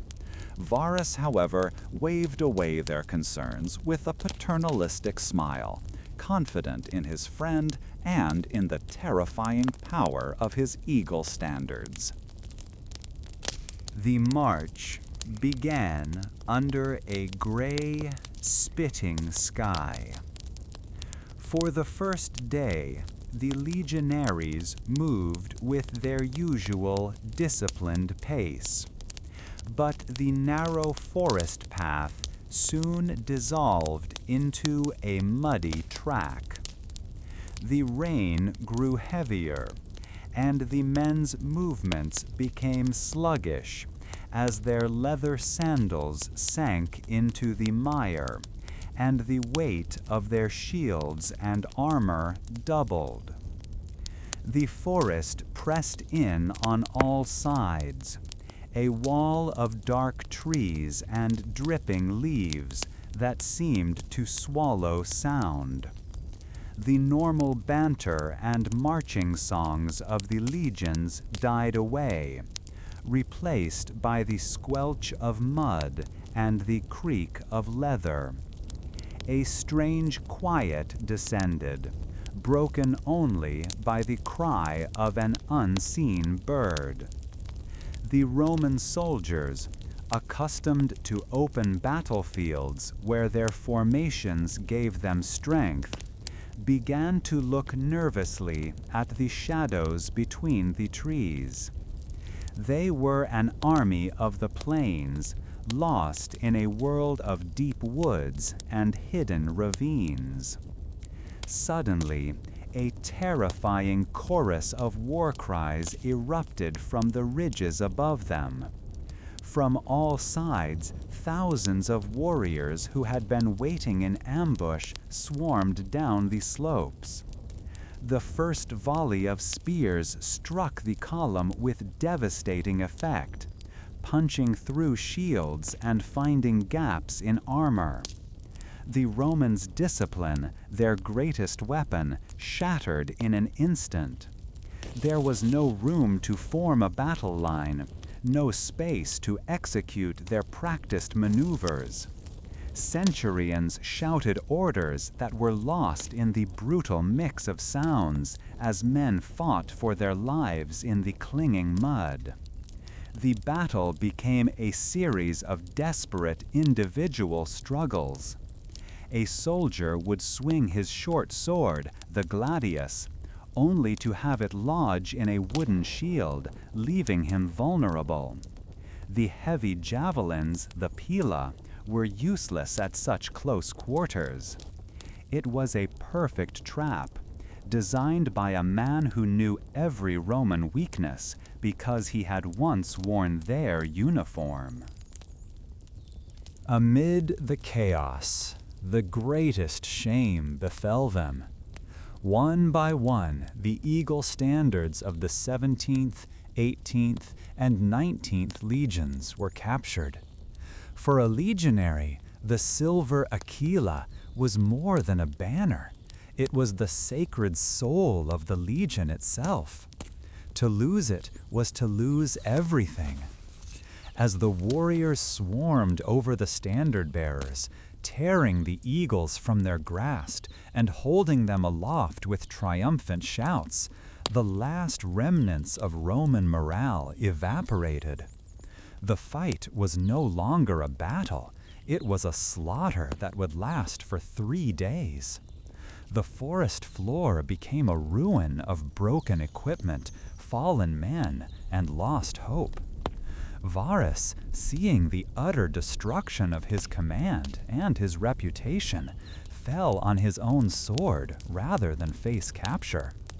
Very few would make it out of the forest alive to tell the tale. The news, when it finally reached Rome, was carried by a handful of terrified survivors. It struck the city like a physical blow. An entire generation had grown up knowing only peace and the steady expansion of the empire's borders. The invincibility of the legions was an article of faith. Now 3 of them were simply gone, erased from existence in a dark forest most Romans couldn't even place on a map. A wave of panic swept through the capital as people imagined hordes of barbarians pouring over the Alps, just as they had in centuries past. The city guards were doubled, and a grim mood settled over the marble forums and bustling markets that had so recently seemed the center of an eternal, unshakable world. In his palace on the Palatine Hill, the aging Augustus received the report. The man who had remade the world through decades of careful planning, brutal force, and political genius was utterly broken by the news. The loss was not just military, it was a deep personal failure. These were his legions, his men, lost under a commander he had appointed. For nights afterward, the servants would hear him wandering the halls, his steps unsteady. He would not shave or cut his hair, allowing his appearance to reflect his inner grief. At times, he would stop and brace himself against a wall, banging his head softly against the cool stone and crying out in a voice filled with an old man's anguish, "Quinctilius Varus, give me back my legions." The defeat marked a profound turning point. The dream of conquering the lands up to the Elbe River was abandoned. The border of the empire pulled back to the Rhine. The loss in the Teutoburg forest drew a line in the earth, a scar that would never fully heal. It was a stark and brutal lesson that the Roman world had limits, that its power was not infinite, and that some peoples would rather die in their muddy forests than live in a world of marble order. For Arminius and his people, it was a victory that would be sung about for 1,000 years. For Rome, it was a ghost that would haunt the northern frontier for the rest of its existence. In the wild lands of Germania, the sounds of tribal life, of sharpening blades and celebrating warriors echoed through the ancient trees. In the quiet solitude of his private rooms on the Palatine Hill, the man they called Augustus felt the turn of the seasons in his bones. The chill of the evening marble seeped through the soles of his sandals, a cold that no brazier seemed able to chase away. He sat before a small wooden table, a scroll of provincial tax reports unrolled before him, but his eyes saw other things. The ink on the papyrus blurred into faces from the long ago past, each one a monument to a future that had never come to be. There was his nephew Marcellus, whose youthful promise had been extinguished by a fever. Then his loyal friend Marcus Agrippa, a rock of a man worn down by endless campaigns. And most painfully, his own grandsons, Gaius and Lucius, boys he had raised to inherit the world, both taken before their time. Each loss had felt like a stone removed from the foundation he had spent a lifetime building. This immense burden of memory felt heavier than the empire itself. He had outlived them all, the brilliant and the beloved, and was left with the one he had never truly wanted. His stepson, Tiberius, was a capable general, a disciplined administrator, and a man whose presence was as cold and unyielding as the northern frontier he so often guarded. Augustus respected his stepson's abilities. He knew the state would be safe in his grim, competent hands. Yet there was no warmth, no shared vision, only a shared sense of duty. He found himself torn between the deep, personal grief for the sons he had lost and the stark, public necessity of the son he had left.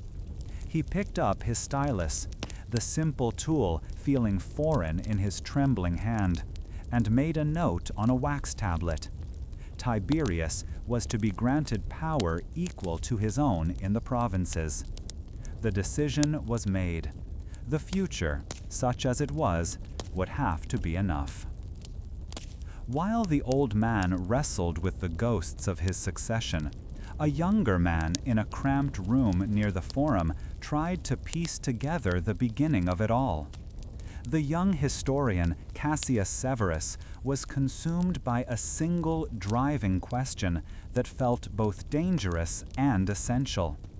How had the ruthless boy general Octavian, his hands stained with the blood of the proscriptions, become the revered father of the country, Augustus? The two figures seemed irreconcilable, like a wolf that had somehow transformed into a shepherd.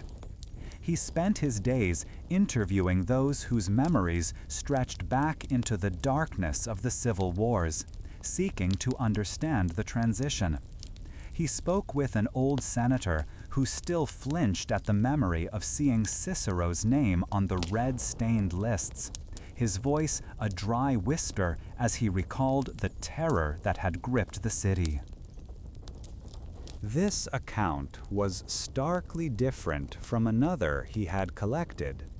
Just the day before, he had spoken to a retired legionary, a man who had served with Octavian at Actium.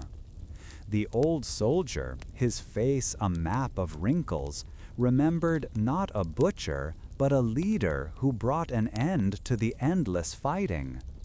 "We were tired of killing other Romans," the veteran had said, his eyes fixed on some distant sea. "He gave us a victory that meant peace." Cassius Severus dipped his reed pen into the inkpot, the scratching sound loud in the stillness of his room. He wrote down both accounts, the words sitting uneasily side by side on the fresh sheet of papyrus. He wondered if it was possible for both to be true.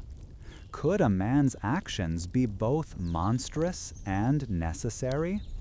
The question was the very soul of the age he was trying to capture.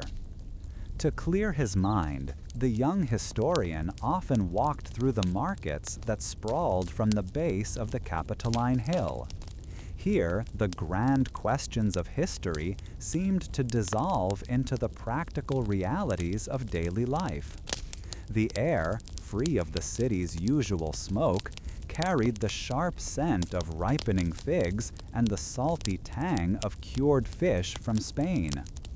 He passed a stall where a very old merchant named Salvius was holding court with his grandchildren. Salvius, his back now bent with age, was a landmark in this part of the city, a man who had seen the Republic bleed and the Empire be born.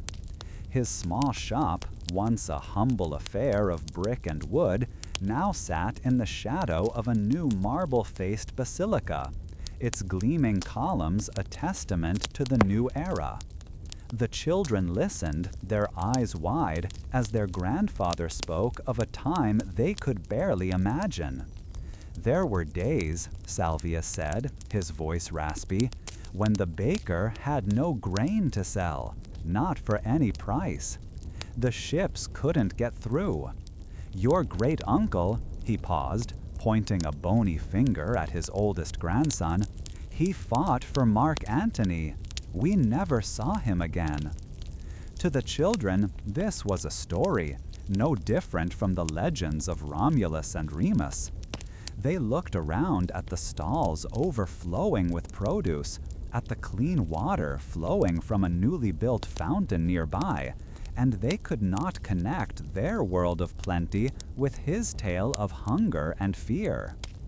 The peace Augustus had built was so complete, so all-encompassing, that the memory of what came before was fading into myth. One of the children, a girl of about 7, tugged on the old man's tunic. "But why were they fighting, grandfather?" she asked, her brow furrowed in genuine confusion. Salvius fell silent for a long moment, looking past her toward the magnificent forum of Augustus in the distance, its central temple dedicated to Mars the Avenger. How could he explain it? How could he make her understand the bitter arguments over power, the senators who thought they were saving freedom by murdering a man, the generals who carved up the world for their own ambition? To this child, who had only ever known one leader, one peace, the entire concept was alien. They had forgotten how to share, he finally said, the answer feeling thin and inadequate even to his own years. He looked at the aqueduct, a line of powerful arches marching across the horizon. He made them remember, he added softly. That peace has a price, and he was the one who paid it. This very peace was what allowed Cassius Severus to pursue his work. The historian returned to his scrolls, his conversation with the old soldier and the scene at the market replaying in his mind. He was beginning to see the shape of his history, not as a simple chronicle of events, but as a study in transformation. The state itself had been remade. He had read the accounts of the settlement, the carefully staged ceremony where Octavian had restored the Republic. It was a masterpiece of political theater. He had given back the power that no one else was strong enough to hold, and in return, they had begged him to take it back under a new name, Augustus, the Revered One. He had built a monarchy while speaking the language of the Republic, a deception so profound that most people had accepted it as salvation. The historian felt a mix of awe and un-everything respect for such a cunning mind. Augustus had understood the Roman people perfectly. They would die before accepting a king, a rex, but they would gladly embrace a princeps, a first citizen. He had preserved all the old offices, the consuls, the tribunes, the senate, letting them keep their dignity, while he quietly held the real power, control of the armies and the treasury. He had found a city of brick and left it a city of marble, as the saying went. But Cassius Severus suspected the transformation was far deeper. He had found a people of chaotic, violent freedom and left them a people of orderly, peaceful submission. Was the trade worth it? This was the uncomfortable question that lay beneath the surface of the Golden Age. Back on the Palatine, Augustus was preparing for his final journey. He was to travel to Campania, where the air was kinder to his aging lungs. His wife, Livia, supervised the packing, her movements efficient and calm, a steady presence that had anchored his life for over 50 years. He watched her for a moment, the woman who had stood by him through plots, wars, and personal tragedies. She knew the man behind the title, the frail human inside the living God. He felt a sudden, pressing need to ensure the story would be told correctly, that the chaos he had tamed would not be forgotten. He called for a scribe and began to dictate a summary of his life's work, a political testament to be read after his death. He listed the offices he had held, the honors he had been given, the wars he had won. He detailed the vast sums of his own money he had spent on the state, on grain for the poor, on land for his veterans, on rebuilding the temples of the gods. He spoke of the frontiers he had secured and the client kings he had established. As he spoke, the words felt dry, a mere skeleton of the life he had lived. They could not capture the terror he had felt as a boy of 18, accepting an inheritance that could have been a death sentence. They could not convey the bone-deep weariness after Philippi, or the sickening tension before Actium. They were just facts, a list of accomplishments for a world that had no memory of the alternative. The journey south was slow. At the town of Nola, the place where his own father had died, his illness took a sudden, final turn. He was carried into the main room of the villa and laid upon a bed. Surrounded by Livia, Tiberius, and a few close companions, he felt his strength leaving him, the world narrowing to the small, quiet room. He had spent his life on a public stage, every gesture and every word calculated for effect. Now, as the performance was ending, he looked at the faces around him, the last audience he would ever have. He saw their grief, their anxiety for the future, and he felt the need to offer one last piece of reassurance. A faint smile touched his lips. He thought of the long, improbable drama of his life, the ambitious boy, the ruthless triumvir, the patient statesman, the revered father. He had played so many parts. Have I played my part well in the comedy of life? He whispered, his voice barely audible. He did not wait for an answer, his gaze already turning inward. His thoughts were consumed not by the past, but by the immense, uncertain future of the Roman world he had remade from clay and marble. His final breath was a quiet release, the end of an era. The scent of Livia's herbal remedies lingered in the room, as the new emperor, Tiberius, reflected on all that had been lost and all that had been gained. Our journey with Augustus concludes, and as his long and remarkable life draws to its quiet close, so too does our time together tonight. We have walked with him from the fractured republic he inherited to an empire settled into a profound quiet. The great architect of the Roman peace has laid down his tools. Just as he brought a lasting calm after decades of turmoil, allow the clamor of your own day to recede. Picture the immense project of his imperial rise not as a clash of armies, but as the steady, deliberate construction of a stable world. His final act was to leave behind an era of tranquility, the Pax Romana. Let that same sense of settled peace be your companion now. The great work of the day is done. Rest in the knowledge that a story is complete, and a foundation has been laid for tomorrow. Sleep well.